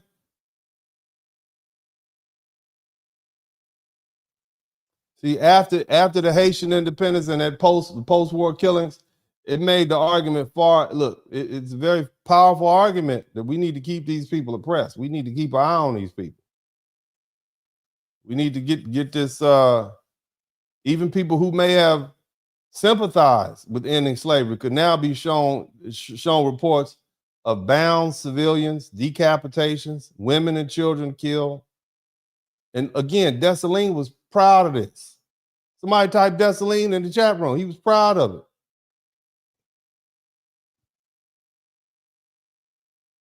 Now, I'm not saying things weren't exaggerated, but we know some killing happened to some civilians. And so now you understand why Thomas Jefferson said, let's put the brakes on this. And they isolated Haiti rather than recognize them as a new country. Is it starting to make sense now? Do you really want those people coming up here? If you got a large slave population of black people, do you really want Haitians to start coming to the United States and filling the black Americans here, the foundation, you filling their minds up with that? I'm just asking questions.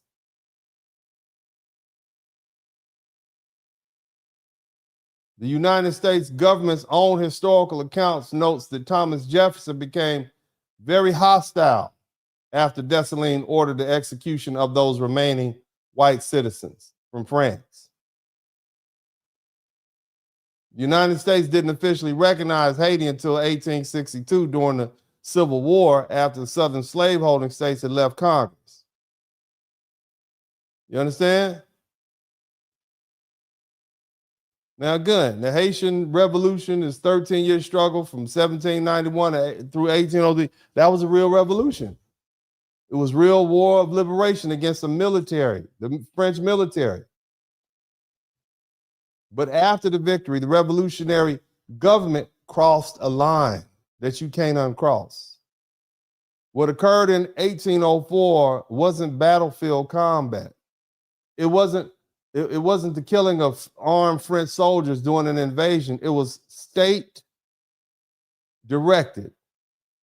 massacre and racial national purging carried out against a civilian population after the French military had surrendered and Haitian independence had already been declared. That's the complete truth.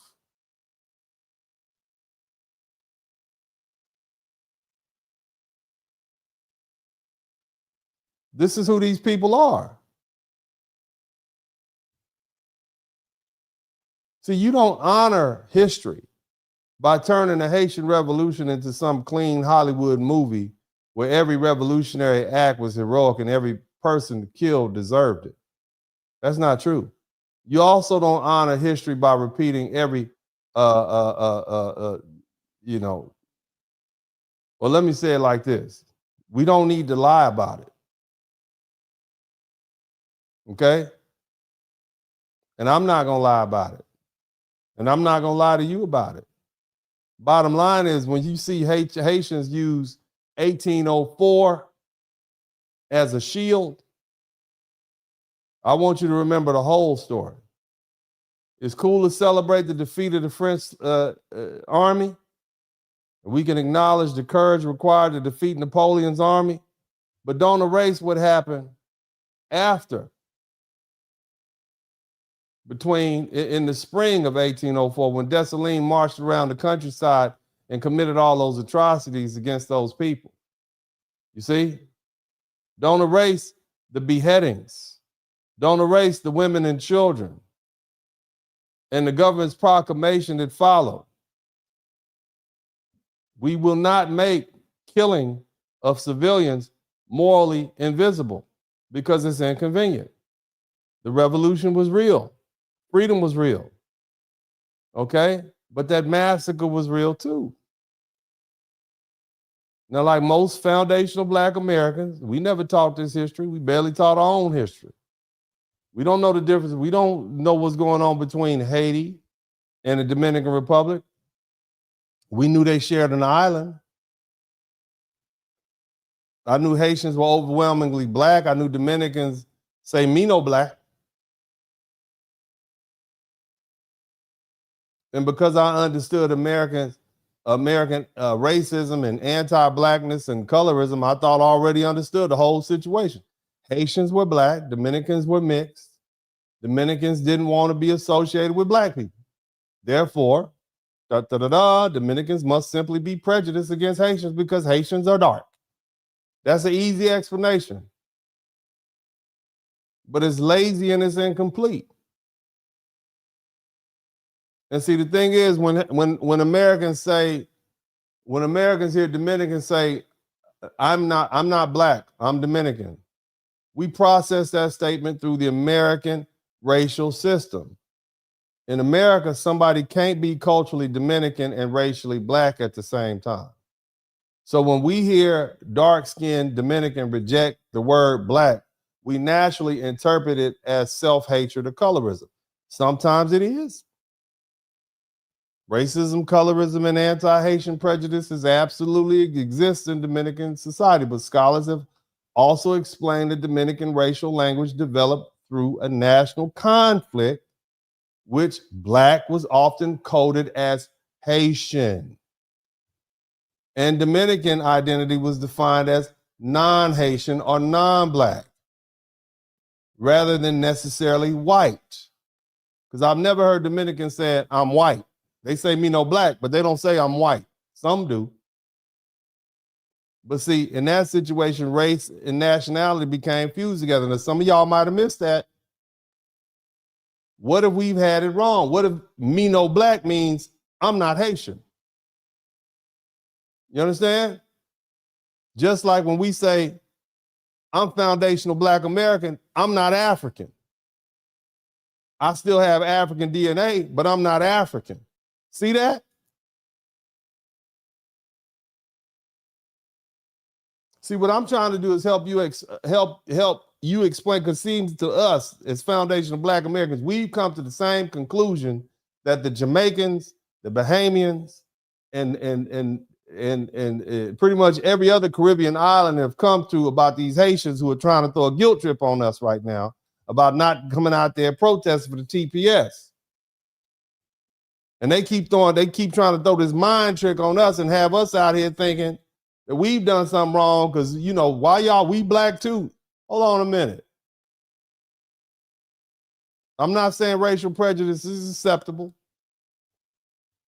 I'm just saying ain't nothing, we black Americans aren't crazy. We see what we see. To the average black American, black means a race of people. To many Dominicans, particularly within the national ideology they inherited, black historically came to mean Haitian.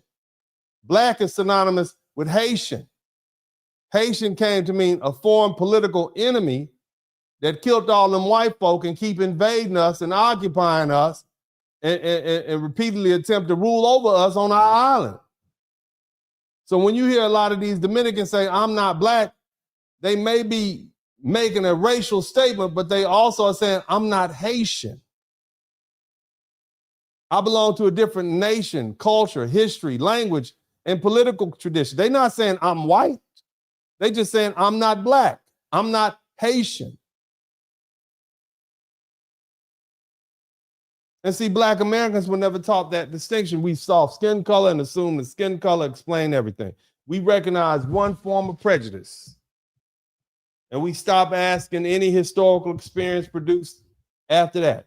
We side automatically with the black Haitians because they look more like us and our ancestors and presented their struggle in the language we understood, English. Black people being discriminated against by lighter skinned people. That's what we saw. But Dominicans and Haitians have lived next to one another for centuries. They know one another's history in a way we don't. They remember wars, invasions, occupations, the massacres, the border disputes, the reconquest attempts that the average black American has never heard or discussed ever. This is the first time many of y'all hearing about this. Somebody type 1804.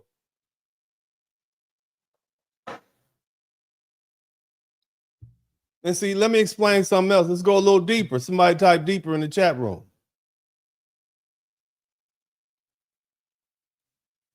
The first thing we have to understand is this. These weren't originally one people who suddenly divided because one side became colorist. The eastern side of Hispaniola, which we call the Dominican Republic, was under Spain. They spoke Spanish. The dominant religion was Catholicism. Its economy was based on cattle ranching and little farms, and communal landholding and trade. Its population included European, African, and indigenous Taino ancestry from the beginning of the colonial area. The western side, the side we call Haiti, that came about later, after. So the Spanish side, that was there first. The Dominican side, which showed up when France showed up, that came later. It was called Saint-Domingue. It was very profitable plantation colony built on mass African slavery. That's what they did. So on one side, you got people over here, cattle and little small farms. On the other side, you just got slavery from Africa, keeping it going.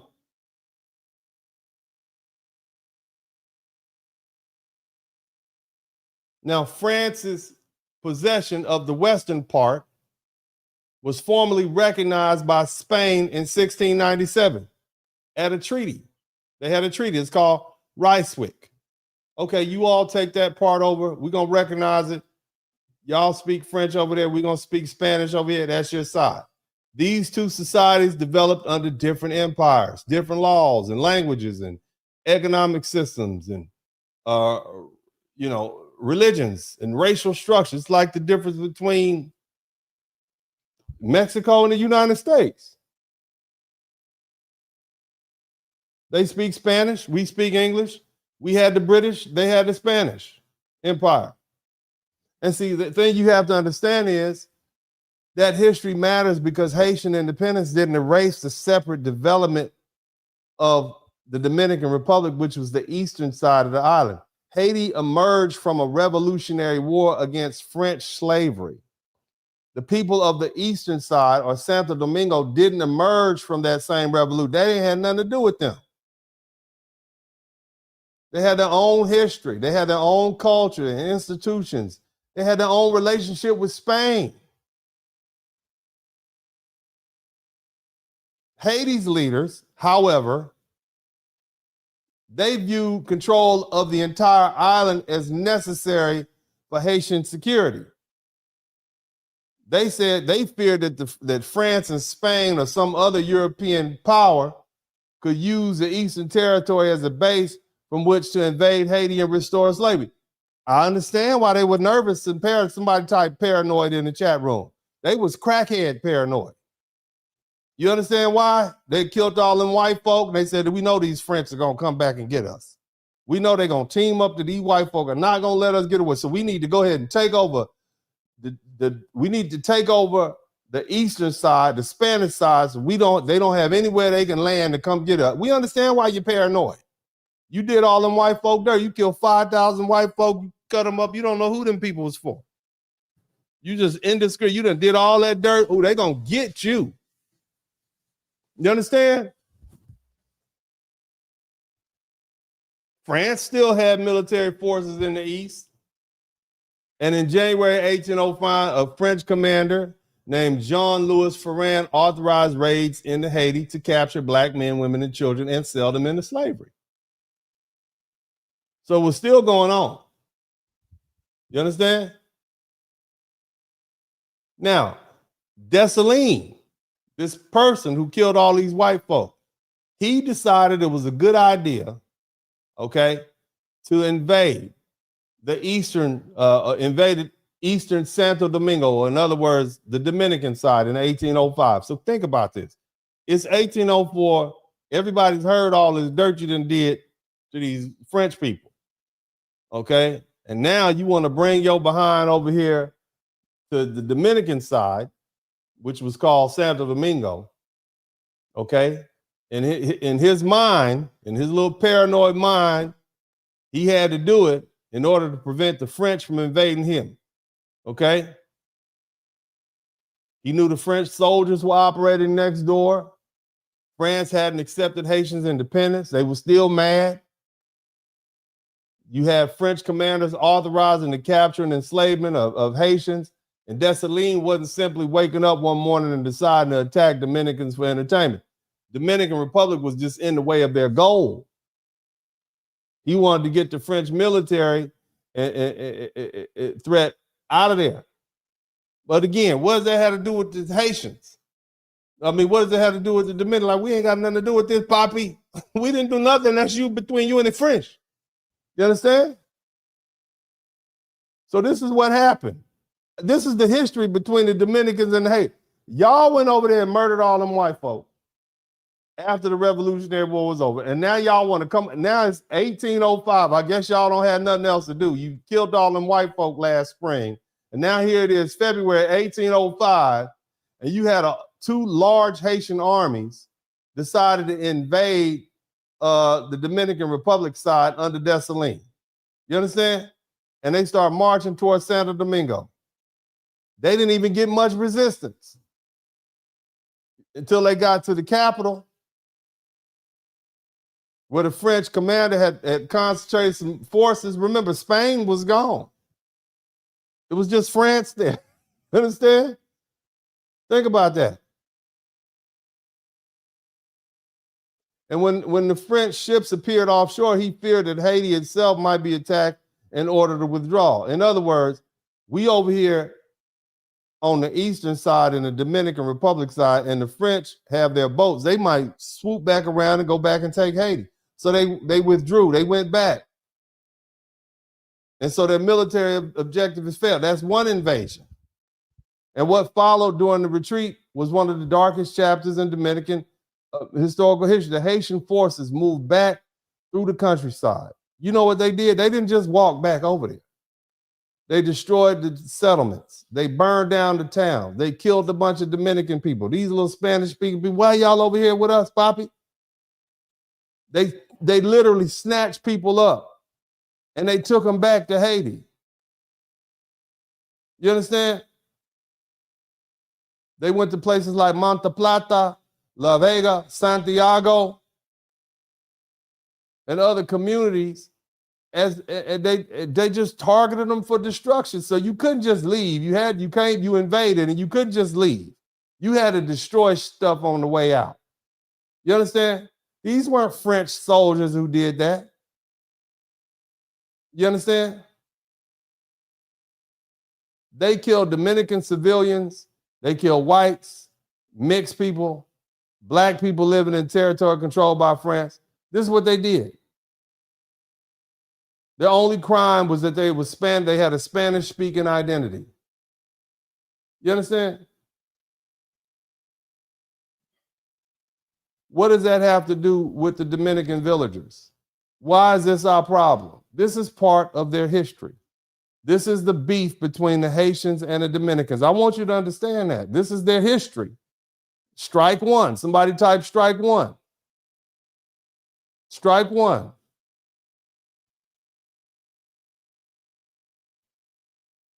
Think about that.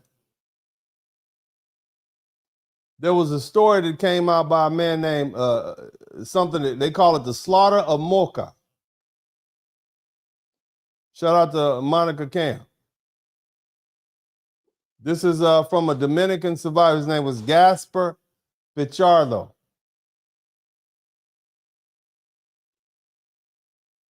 Now, according to his account and others, Haitian officers gave assurances that people will be protected and that a religious service will be held to mark the end of the fighting.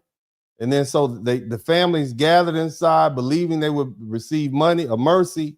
And once they were assembled, the troops attacked the congregation with blades. Men, women, elderly people, and children were killed inside and around the church. This is what the Dominicans did. You see what they did? The same thing to the French. Yeah, y'all come on down at 8 o'clock in the morning and we just want your money. Think about that. Said the same thing to the Dominicans. Sneaky. And then killed them all. They don't know how many people were killed at Mocha. But I've been to Mocha. I've been to Santiago. They remember this. They have memorials put up when the Haitians came over here and killed our people. They said there was about 500 people killed in this village. This was a massacre. These are civilians. This is what these Haitians are doing. And then the Haitians retreated. The Dominicans write about this. This is these people's history. This is their history amongst each other. This is what we don't know. We don't speak Spanish and we don't speak French. This is what they know about each other. Strike one. Santiago, during the retreat, when the Haitians were running back to Haiti to make sure the French didn't come around there in their ships. This is 1805. They ran through Santiago. They killed residents. They burned homes and churches and convents with nuns. You understand? What does this have to do? What does this war between the French and the Haitians have to do with the Dominicans or the Spanish-speaking people who were former colonials of Spain? Nothing. Now, I want you to put yourself in the mind of these Dominicans. How was that remembered on the eastern side of the island? From a Dominican person's perspective, the Haitian Revolution, okay, it didn't stay safely on the western side of the island. A year after Haiti got its independence, these same Haitian armies crossed over into our territory. They burned down towns. They killed innocent civilians. People were kidnapped and carried away. I'm sure there was a lot of grapes going on too. And I'm not talking about the ones you mush and drink. Okay? These families remember what happened. I know relatives. I know some of my relatives from in early 1804 and whatnot. I talk about some of them. This is what happened to these people's relatives. You don't think they remember what happened in Mocha and Santiago, some of their major cities? You had black Haitian troops, okay? Come over there and commit all these atrocities against these innocent people. These were experienced soldiers who had been fighting the war for 13 years. You went over to the neighboring government's land, invaded them and their community. Look, man. You see what's going on? This is 1805, strike one. Now let's say strike two, 1821, again. This is December 1st, 1821.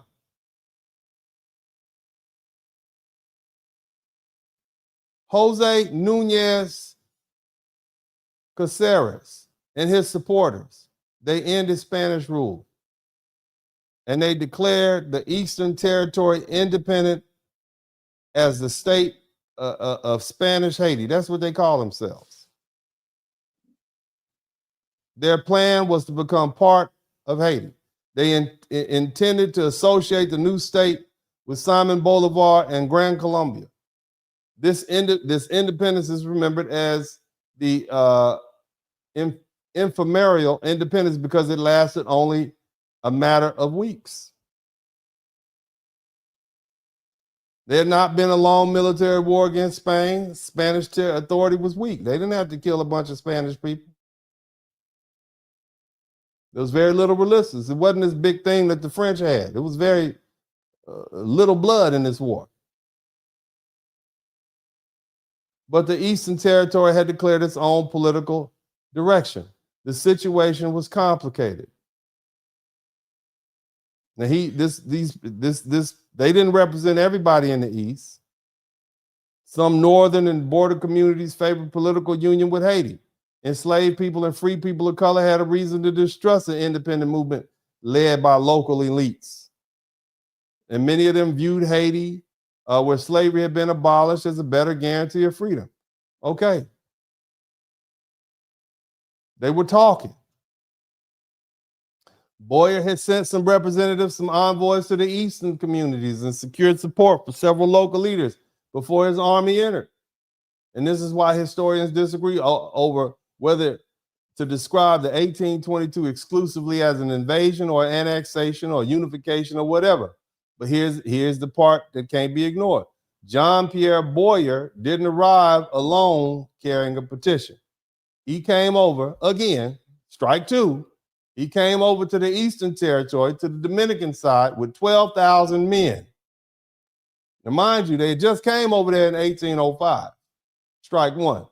Now here it is, February 9th, 1822. He came and invaded and entered Santo Domingo with 12,000 men. There was no major battle. Hell, some of the Dominicans welcomed him. You know what I'm saying? They probably played a little bit. They probably played a little music for him. You understand? Like when you're getting off that airplane in Puerto Plata. Somebody type Puerto Plata. You know what I'm saying? Welcome. Come on in. We got some mango for you, Poppy. Whatever. Now, the Haitians, they describe this as the liberation or unification because Boyer abolished the remaining slavery in the East. Again, okay, the Dominicans had already negotiated freedom and independence from Spain. So this so-called invasion was highly unnecessary. Okay, they didn't need to be separated from Spain. They didn't need to be saved from Spain anymore. At that point, they had negotiated, okay, Spain is gone. We still gonna speak Spanish and we're gonna do our own thing over here. And we'll talk about who we're gonna be cool with and who we're gonna unify with. And then you come over with 12,000 people. Now that's a very truncated way to look at it, but this is the public I'm speaking to you all. This is their history. Strike two.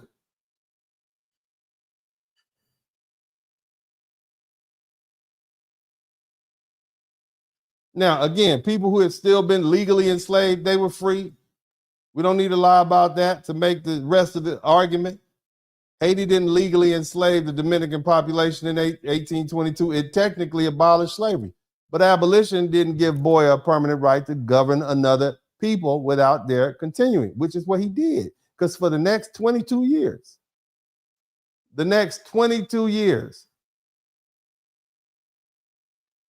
Haiti occupied the Dominican Republic. They took over their government. Let me tell you what this Haitian leader did. He nationalized property belonging to the Catholic Church and religious orders. He abolished traditional church financial arrangements. He weakened the church institutional authority. He disrupted its relationship with Rome. The Dominicans wanted to hold on to their Catholicism.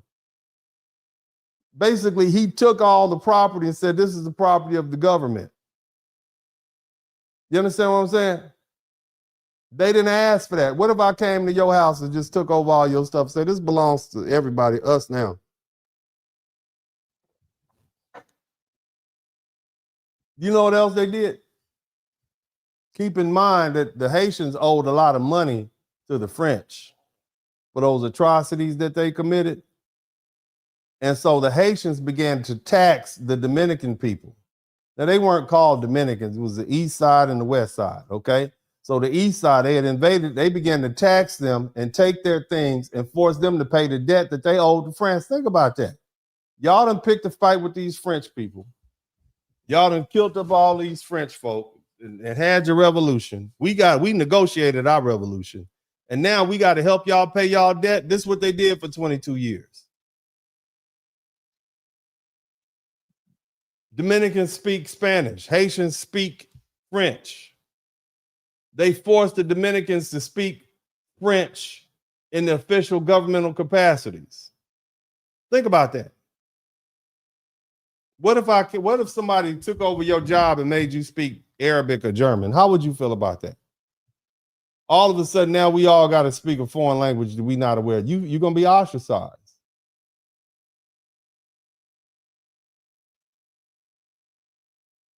You understand?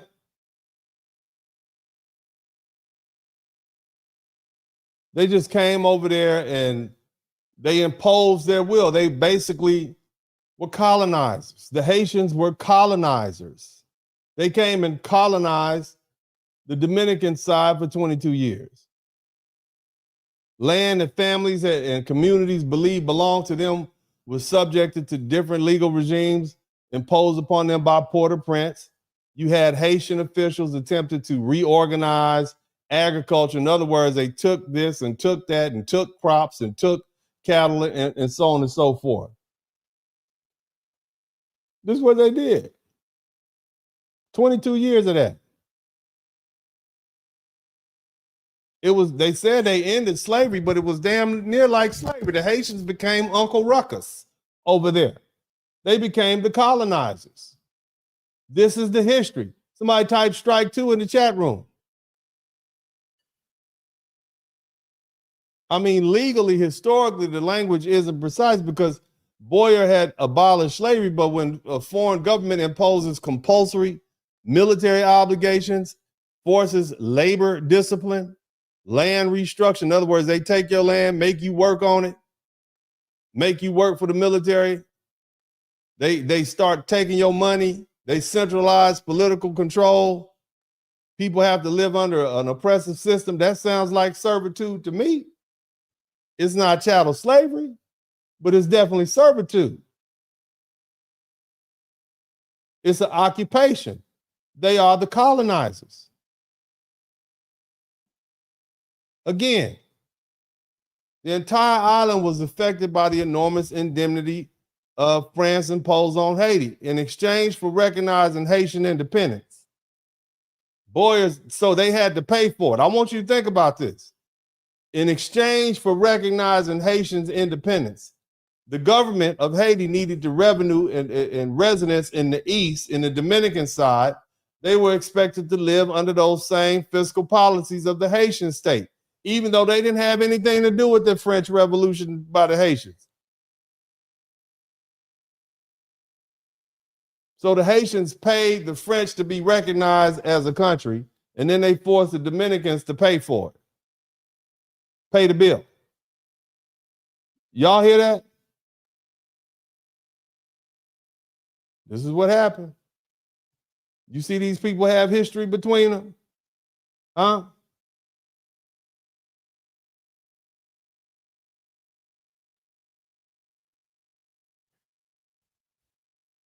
Well, anyway, Haitians start dealing with some weakened government. And on February 27, 1844, 22 years later, the Dominican forces declared separation and they established the Dominican Republic. Okay? February 27, 1844. Now, it'd have been great if that story had ended there, right? Right? They finally pushed them out 22 years later. Right?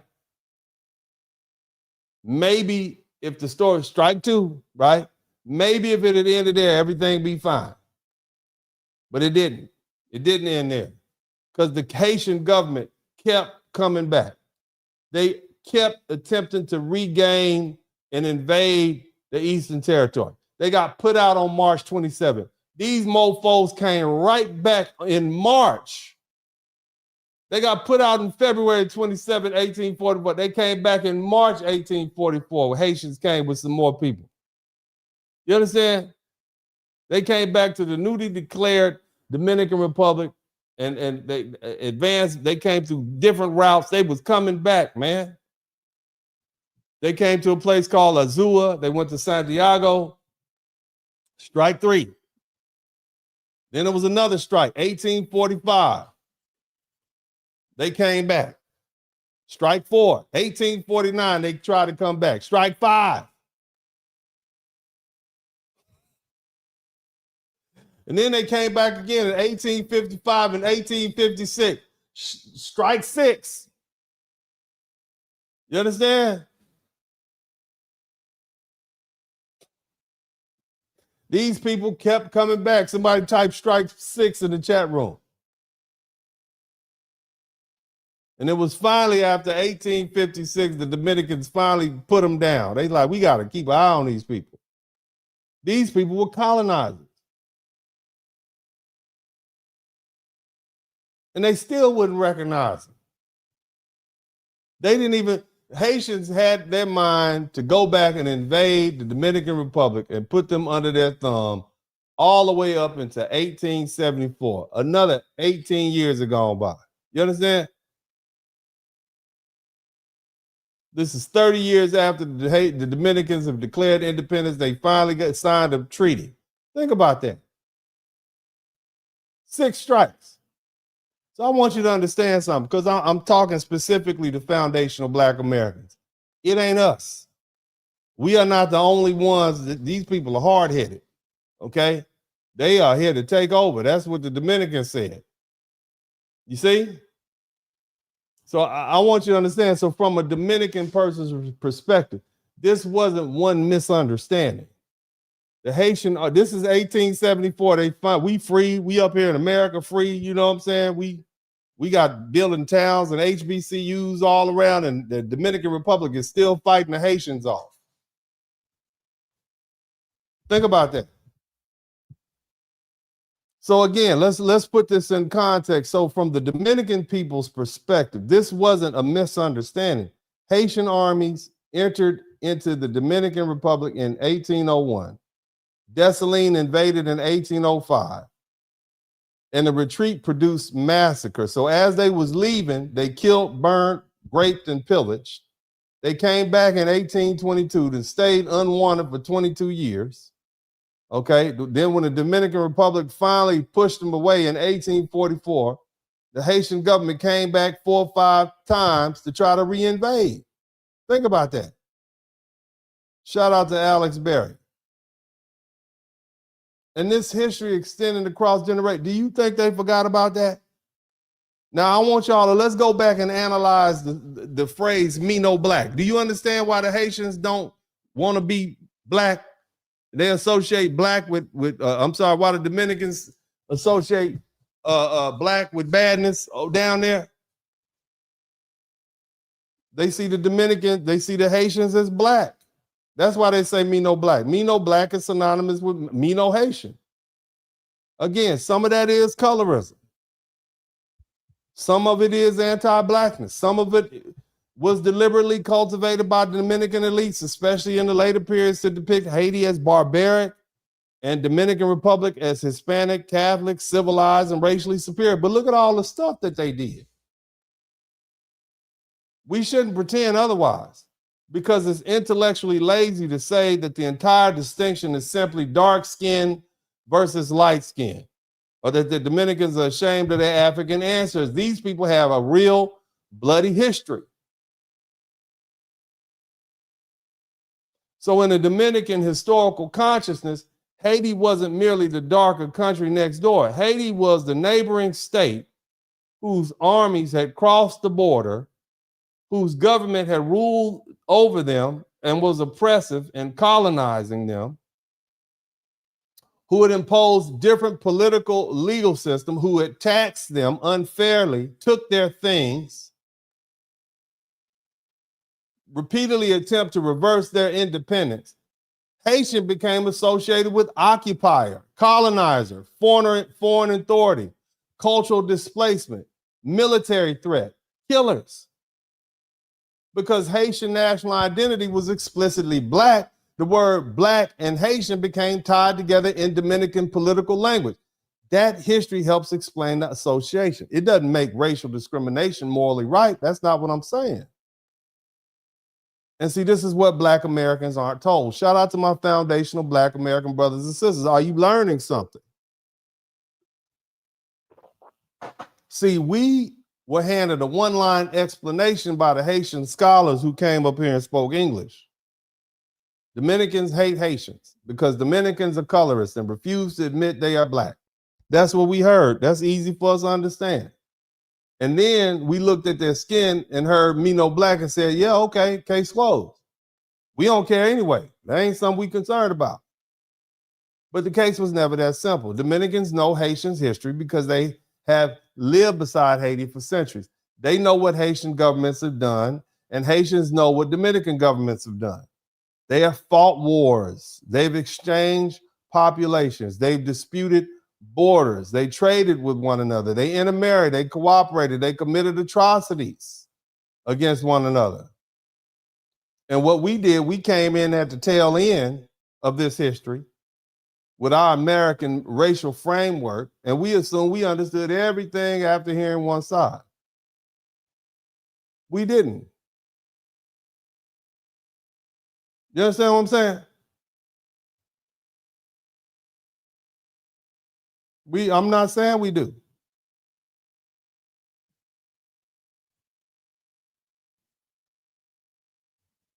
And the truth is we don't really have to.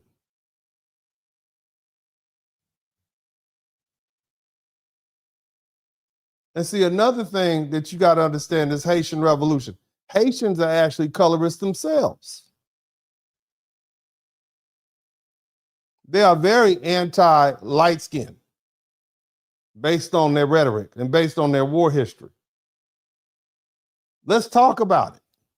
And most Black Americans, we are not dark pigment people of color or dark pigmented African people. We're not. We're mixed.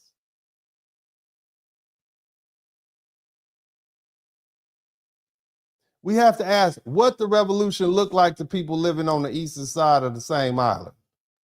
Foundational Black Americans were never taught this history. We were taught about Haitian Revolution as this glorious fight against slavery, but we weren't taught about how the revolution itself, how the internal bloodshed and the Haitian governments, what they did afterwards to the neighboring populations. We saw Haitians as Black people suffering discrimination, heard Dominicans say, me no Black, and assumed we understood the whole story. We recognized colorism and anti-Blackness because those are things that Black Americans know intimately. But we didn't recognize the political, military, and historical meaning that the words Black and Haitian had acquired inside the Dominican national memory. To the average FBA, Black is a racial category. It includes Black Americans, Haitians, Jamaicans, Nigerians, Dominicans, anybody of African ancestry. But in Dominican history, Blackness didn't develop solely as a description of skin color. Shout out to Sharonda Sowell. Over time, Black increasingly became associated with Haitian, and Haitian became associating with neighboring state that had crossed the border, occupied Dominican territory, destroyed towns, carried away people, imposed their government on us. Now, a Library of Congress country study explained that the occupation itself intensified racial hostility. So you got these folk over here from Haiti in the Dominican Republic.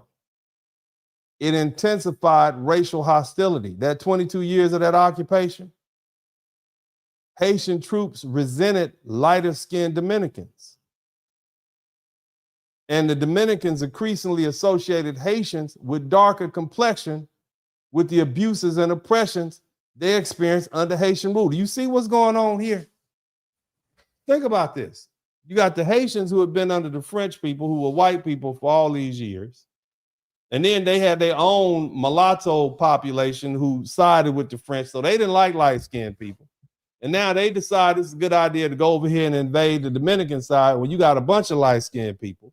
So the light-skinned people over in the DR are getting beat up by the Haitians who don't like light-skinned people. And they're associating these dark-skinned people with oppressor.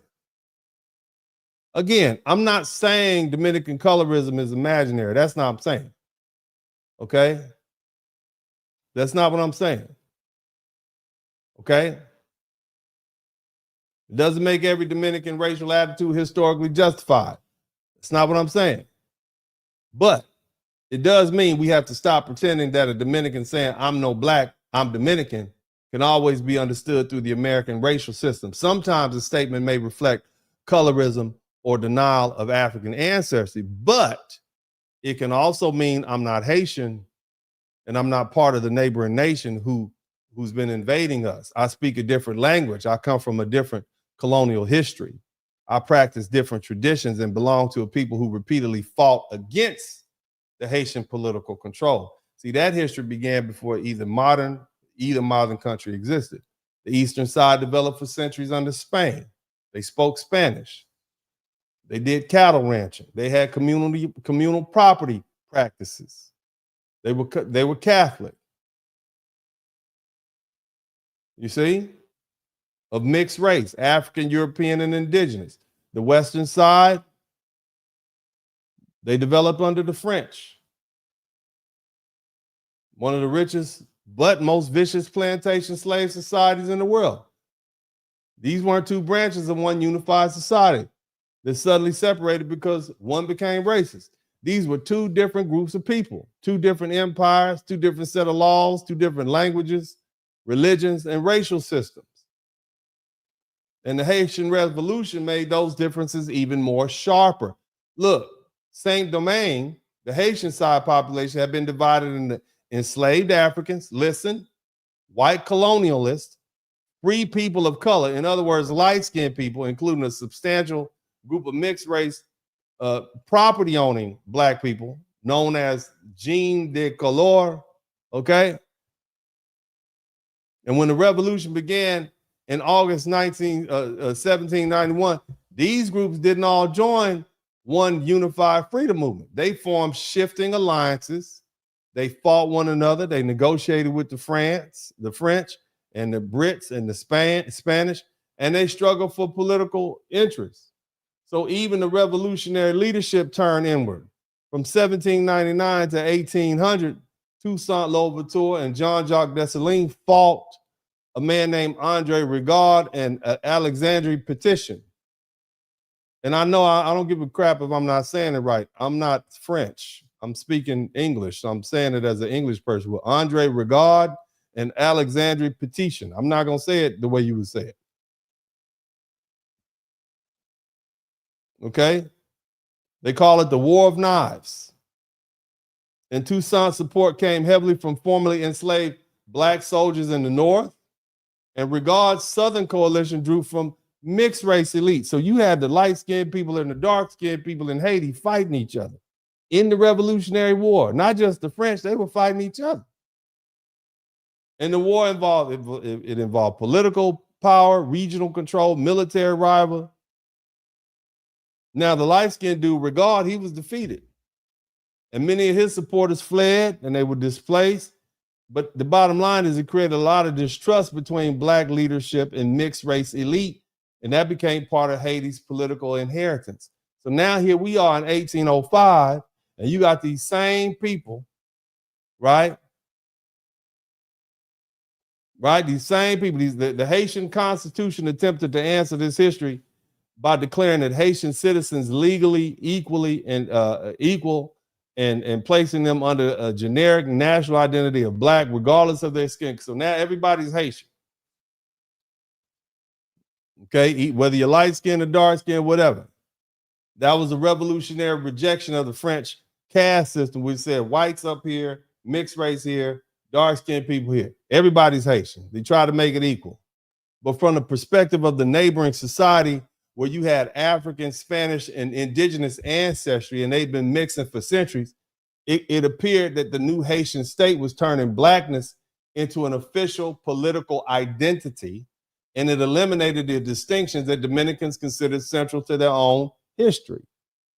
Now, I want you to put yourself in the population of a mixed Dominican population living next door. You watched the revolution, which people of light-skinned, dark-skinned people killed each other. White, black people killed each other. They got class issues, political loyalty, repeatedly determined who was trusted and who was in exile, okay, and who lost power and who got killed.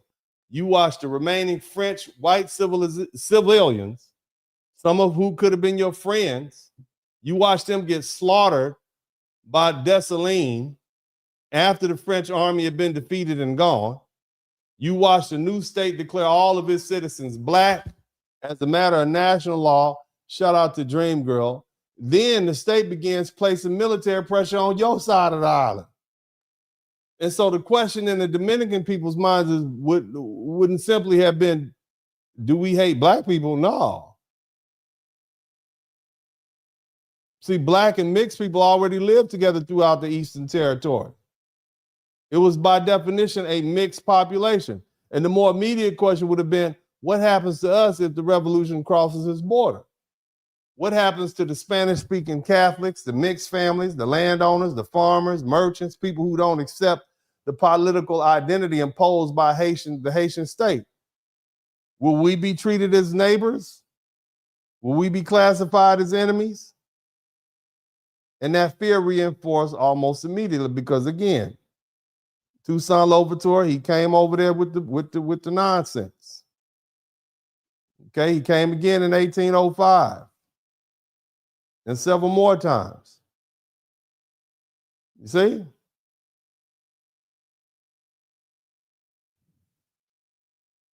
They did people dirty. Shout out to Darlene Chestnut. These are civilians they went over there and slaughtered multiple times. Okay? Now, at what point do y'all think the Dominicans were mad at that point? Are the Dominicans mad at the Haitians? If you were a Dominican, would you be mad at the Haitians? They didn't try to invade you 6 times. They done slaughtered your people. I think I would be mad. Let me say this again. The Dominicans and the Haitians know each other in ways we do not. They share markets, family, music, labor, religion, migration routes in one island. And they have fought each other. They've massacred each other. And we as Black Americans have arrived in this centuries-old relationship at the tail end. We don't speak any one of that. We don't speak French, Patois, or Spanish. We don't know. We assumed we had enough information to judge, and we didn't. And I say all that to say now, let's talk about the Parsley Massacre of 1937, because this is recent history. I would wager that there's some people who know people who are alive right now when this happened in 1937. They call it the Parsley Massacre. This was racial profiling. It was abusive deportation. It was denationalization or cruelty towards Haitian migrants. Again, let's not look at this in isolation. Let's not look at this massacre in isolation. Let's look at this in the context that in 1801, the Haitians started invading the Dominican Republic side, and they start doing things to them, slaughtering them. Keep this in mind. Let's put it in context. Are we learning something? Somebody type me no black, 1804. Let's put it in context. Because we always hear Haitians come up, 1804, the next thing they talk about, anytime you say, well, do the Dominicans have they sign? They bring up, oh, Trujillo, Parsley Massacre. Okay. And we just back up off of it. Let's listen. Now, the Parsley Massacre. Haitians speak French. They speak Patois. It's hard for them to say parsley in Spanish. Okay? And so some people say it's true. Some people say it didn't happen. Bottom line is a lot of Haitians were unalive. Innocent Haitians living today aren't personally responsible for what Dessalines and all of those people did. We get that. And modern Dominicans aren't responsible or guilty for what Trujillo did. We're not saying that. All I want is foundational Black Americans to understand what's going on with these people.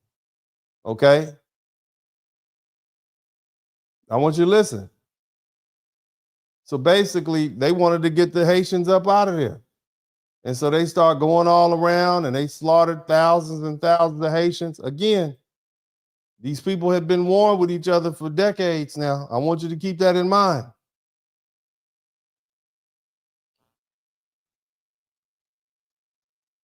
It was a horrible situation.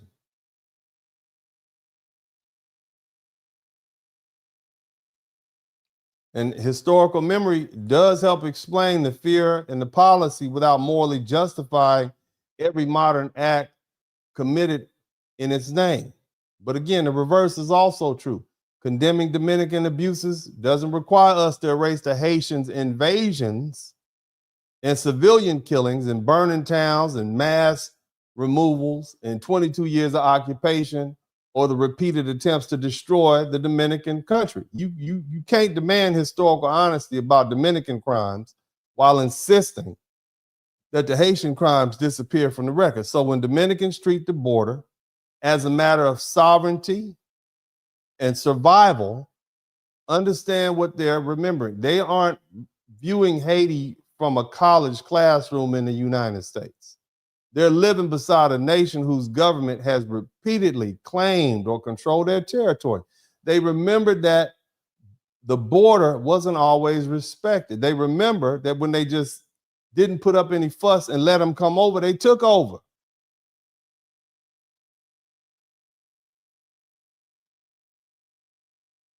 I'm not giving anybody the license to abuse innocent migrants. That's not what I'm saying. I'm just trying to explain why the Dominicans don't treat the border with Haiti as some abstract humanitarian line. To them, the border is the product of wars, occupation, resistance, blood. It's the physical line separating the Dominican state from a history in which Haitian leaders repeatedly sought control over the entire island and was willing to brutalize them for it.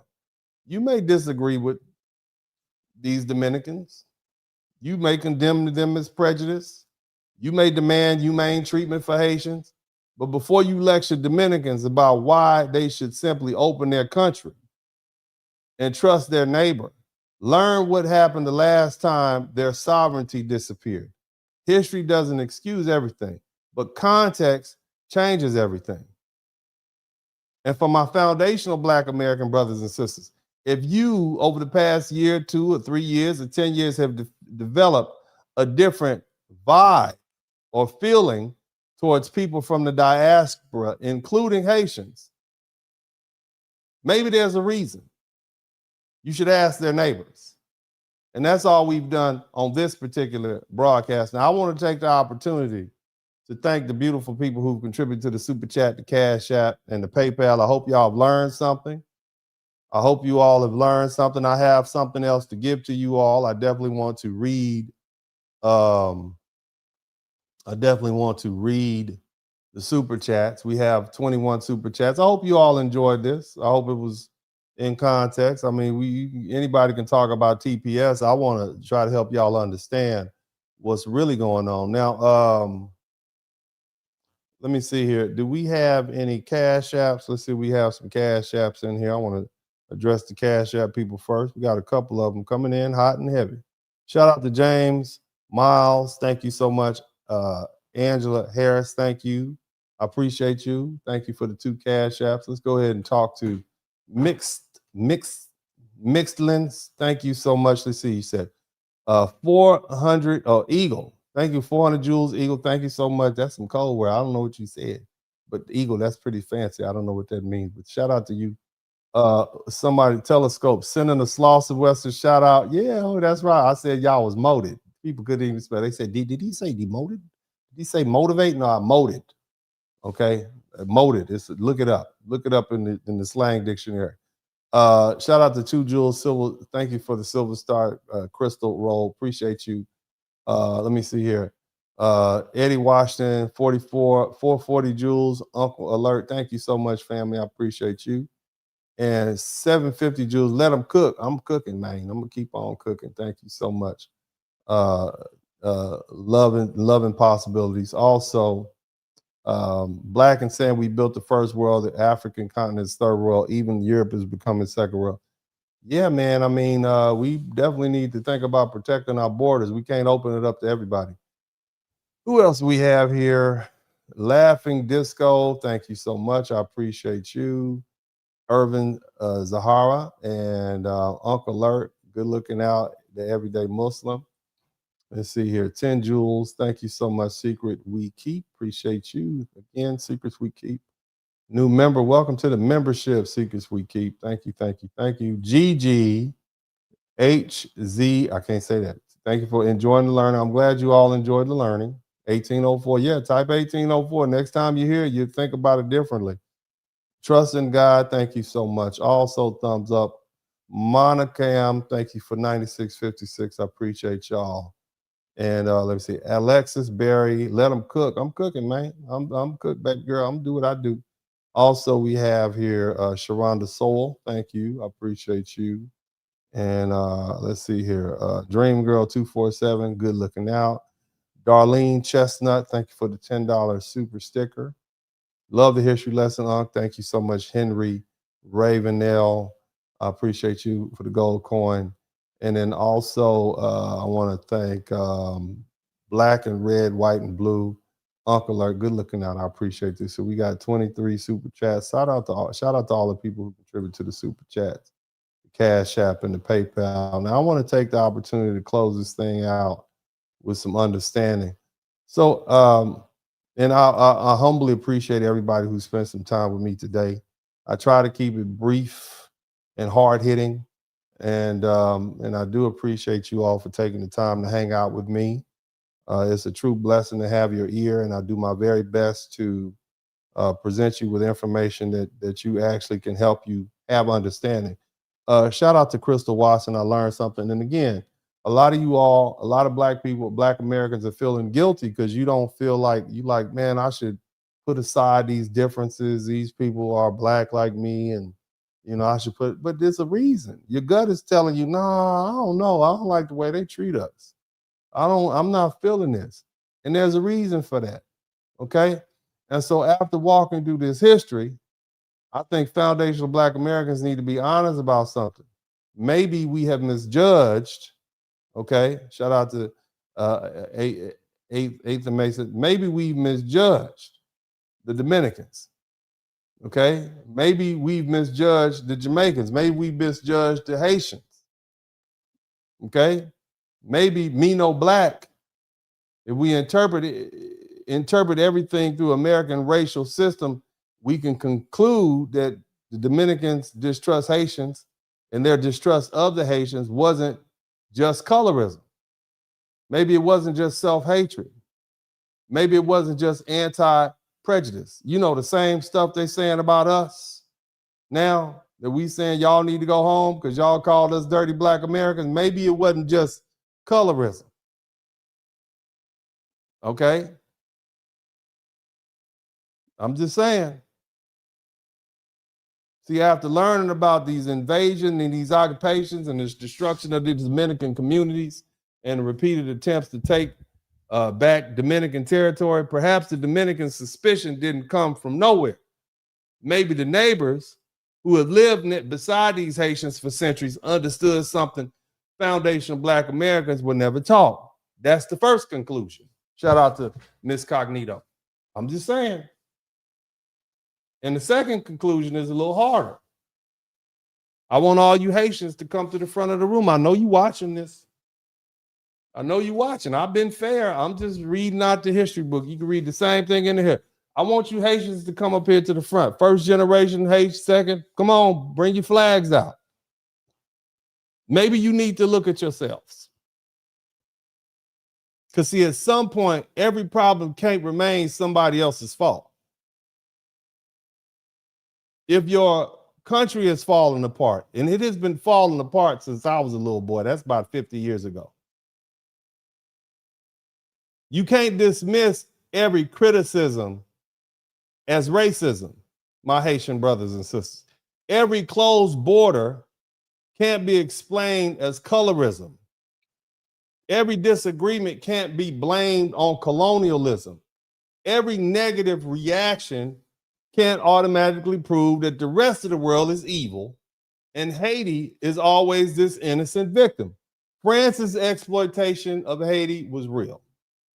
The indemnity was real. The fact that you had to pay back $95 million was real. Foreign interference is real. American intervention is real. Racism is real. None of that is being erased. But those historical wrongs can't explain every decision made by Haitian politicians and business elites and gangs and institutions and political movements in 2 centuries later. Eventually, Haitians are going to have to be responsible for their own internal issues. Eventually, Haitian people must examine what their own leadership and institutions and political habits and cultural expectations are producing. Again, my Haitian brothers and sisters, when your immediate neighbor distrusts you, you can call your neighbor prejudice. When another country restricts you from entry, you call that government xenophobic. When the other Caribbean brothers and sisters and their populations protest vehemently against the increased migration of your people into their country, you accuse them of lacking solidarity. But when the same type of conflict appears repeatedly across different countries, governments, and communities, then self-examination becomes necessary. At some point, you Haitians have to stop asking only what is wrong with everybody else and begin asking, what are we doing that contributes to these reactions? That doesn't mean every Haitian behaves the same way. I'm not saying that. It doesn't mean Haitian people contribute nothing. Haitians have built businesses, raised families, they've served communities, they practiced medicine, they taught students, they created art, they've become productive citizens throughout the world. But acknowledging individual achievement doesn't prevent us from examining broader political and social patterns. A mature people should be able to celebrate what's admirable and confront what's destructive at the same time. And now, foundational Black Americans are entering the conversation because Haitian voices brought us into it. You all brought us into it. Somebody type dirty Black American in the chat room. Y'all brought us into it. You had a clean slate with us. We accept everybody. All you got to do, you could be Black, barely Black. You have one drop of Black in you, we're going to bring you in. That's us. Hell, you could be a white person to be cool with it and know how to do the latest dance, and we'll be cool with you, man. We open the door. Black Americans have traditionally embraced people throughout the African diaspora, hands down. Nobody has done it more than us. You have a clean slate with us. We recognize Blackness before nationality, tribe, language, or island. We've marched for other people. We've defended other people. We've opened our Black college institutions. We've allowed you all to use DEI. What's the name of it? Affirmative act. We ain't tripping because you're Black.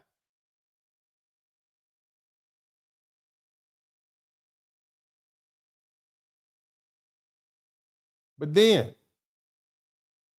you attack Black Americans. Think about that.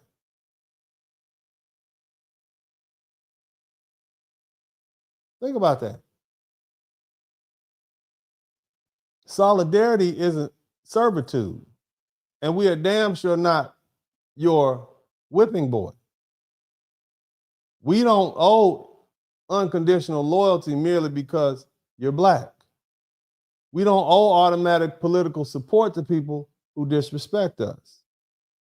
We don't owe emotional protection to people who insult our foundational Black American lineage, our ADOS lineage, our Solon people lineage, our American Negro lineage, our indigenous lineage. We don't owe deference to people who distinguish themselves from us when that distinction makes them feel superior. But all of a sudden, they want to claim racial unity when they need our sympathy, our advocacy, votes, institutions, and protection. You can't have it both ways. You can't say we are Haitian, not Black American. We have our own culture, history, and identity, and then turn right round and demand that Black Americans treat your struggle as our family obligation. You don't do that.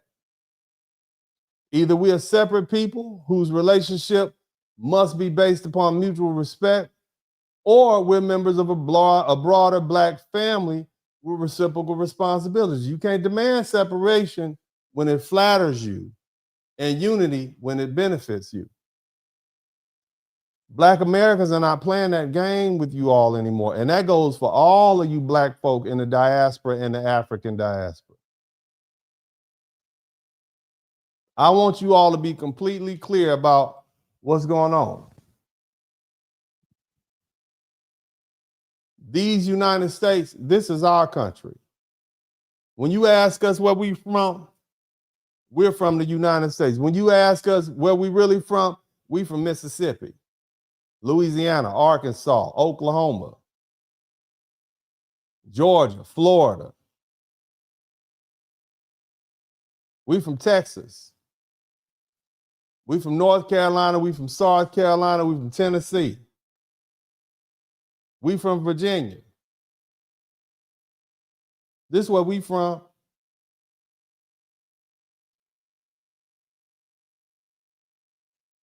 Our ancestors built this country under slavery. We defended it in all of its wars. We challenged its constitution. We survived everything it threw at us. We defeated its legal segregation system. We transformed the culture. And we forced its institutions to recognize our rights that they had denied us and accept us for who we are.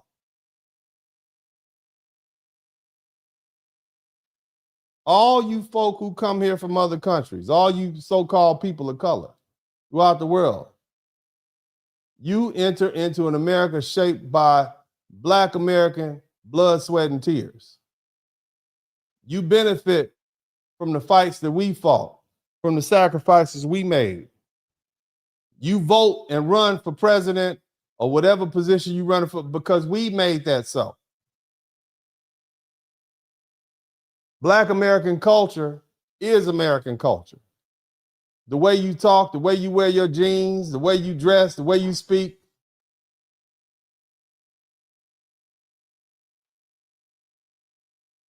This is the cultural environment that Black Americans fought generations to establish. That doesn't mean immigrants. We're not saying you owe a submission. We're not that type of people. We're not trying to make you pay an entrance fee. But it does mean that you need to understand whose struggle opened much of the legal and cultural space that you now occupy. The Haitian Revolution didn't pass the Civil Rights Act. It didn't dismantle Jim Crow for us. It didn't integrate American universities, businesses, housing, public accommodations, or government institutions. Foundational Black Americans did all that work right here. So coming into the United States, benefiting from the ground we fought to secure, and then publicly calling us dirty Black Americans, that's not courage. It's disrespect. It's arrogance. And it demonstrates a stunning lack of appreciation for the people who struggle, help make your life possible. That's why your neighbors, the Dominicans, don't like you. That's why the Haitians aren't allowed in the Bahamas. That's why the Jamaicans keep deporting you back. That's why most of these countries around the world don't accept Haitian visas, because they all feel the same way. So it's not just us. See, the lesson that you Haitians need to learn on the heels of this TPS revocation is when you enter other people's country, you should conduct yourself with humility. You should respect the indigenous population already living there. You should obey the law. You should contribute where you can. You should learn the society. Don't enter somebody else's political and cultural house and insult the family that built it, and then demand protection from the same family when the consequences arrive. Black Americans generally understand that when we travel, we visit, we spend our money, we enjoy the food, we in the culture, we dance, whatever dance y'all dance. We respect the local population, and we get our butts back on them planes and back on them boats, and we come home. We are not a diasporic people. You cannot find a large group of Black Americans anywhere else but America. We're not like Nigerians. We're not like Haitians. We stay right here.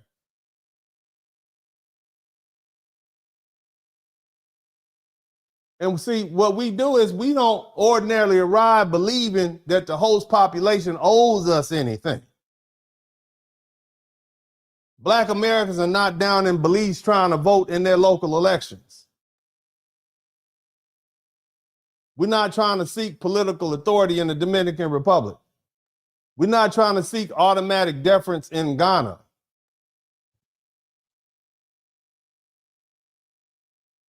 And we certainly don't expect somebody to be silent if we over there disrespecting them. And see, that's the lesson that you Haitian commentators y'all need to learn. You need to learn this. This isn't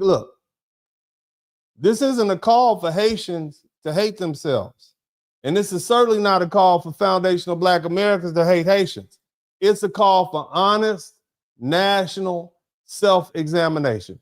What political habits keep producing instability in Haiti? Why have Haitian elites repeatedly failed their own population? Why do the Haitian institutions continually collapse? Why do these armed group of Haitians acquire more authority than the elected Haitian government officials? Why are so many Haitian people forced to seek security and opportunity somewhere else? And why do so many members of the diaspora respond to those failures by attacking Black Americans who had absolutely nothing to do with creating those problems? Insulting foundational Black Americans will not rebuild Haiti. Calling us jealous will not establish public order in your country. Blaming racism for every criticism will not recreate or create functioning institutions. And for heaven's sake, repeating 1804 is not going to govern your country in 2026. At some point, Haitian pride in a revolution that happened going on 300 years ago needs to be matched by responsibility for what exists today. Haiti can't survive indefinitely on the moral credit of defeating the French. A country has got to eventually be judged by what it builds, protects, produces, and provides for its people. Now, so yes, perhaps Black Americans owe the Dominicans an apology for refusing to hear their side. Somebody type "me no Black" in the chat room, because we know African. We FBA. So us and the Dominicans are in the same category as far as the rest of the diaspora are concerned. They say "me no Black," we say "we no African." We FBA. Me no Black, me Dominican, we no African. We FBA. Same thing. We saw the complexion, we recognized the racial pattern familiar to us, and we assumed we understood everything. We didn't listen to the people who shared the island with y'all and fought wars against y'all and had to deal with y'all atrocities and saw your dirty laundry.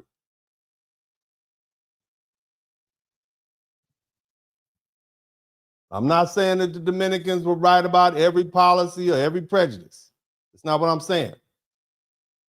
The larger point is that the Haitians need to stop treating every criticism as proof that everybody else is the problem. Sometimes the mirror is telling you something, Haitians. When people with different histories, different languages, racial identities, and national interests arrive at the same concern, you can't keep breaking every mirror and claiming the reflection is a conspiracy. Eventually, you need to look at yourself. So my dear Haitian brothers and sisters, and again, I don't know any Haitians. I ain't grow up with Haitians. I didn't go to school with Haitians. I know a couple of Haitians online. I don't know any Haitians. The only Haitians I know are the ones that call us dirty Black Americans, and you make us all look bad. So I got to say something about it. I'm going to talk to you like you need to be talked to. Dear Haitians, stop using foundational Black Americans as a convenient target. Stop demanding solidarity while offering disrespect. And stop using a 200-year-old revolution to escape your present-day accountability and responsibility. Take that revolutionary pride and discipline and courage and determination and direct it toward rebuilding your own nation. And this is where the Dominicans were telling the truth. They weren't necessarily right about every Haitian individual. That's not what I'm saying. They weren't right about every deportation, every insult, every discriminatory policy, or every act of brutality. But They were right that history matters. Sovereignty matters. Boundaries matter. And people who ignore Haitian political history and don't understand the risk and pressures faced by the country sharing the island. We call Dominican vigilance racism, because that was easier than learning the history. Just like they calling us protecting our culture racism. Now we're seeing the entitlement. We are seeing the selective aggression that Haitians have directed towards foundational Black America. We are seeing their refusal to accept accountability for themselves. So maybe it's time for Haitian public voices to stop asking why everybody else, particularly foundational Black Americans, is failing Haiti, and start asking why Haiti is failing Haiti. Stop insulting Black Americans. Stop demanding unconditional solidarity. Stop using 1804 as a permanent exemption from accountability. Stop treating every immigration restriction as proof of racial hatred. Stop acting as though every country in the region must absorb your people from your failed state. The world doesn't owe Haitian or the Haitian government or the Haitian people anything. We don't owe you a replacement country. We don't owe you open borders. The Bahamas doesn't owe Haiti.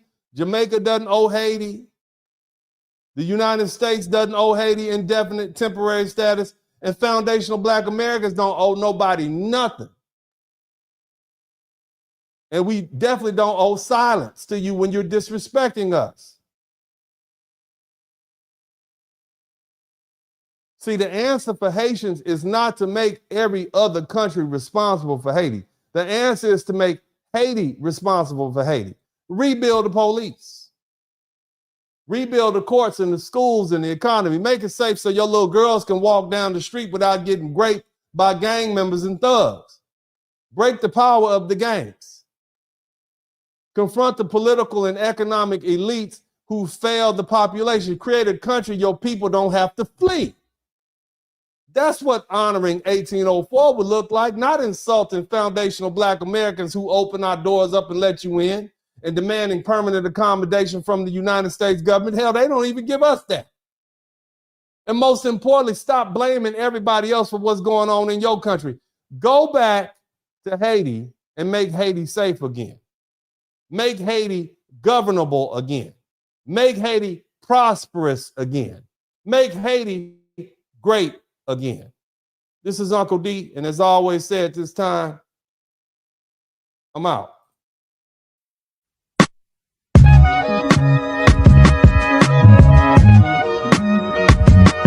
In the Spurling podcast, hit the like button, subscribe.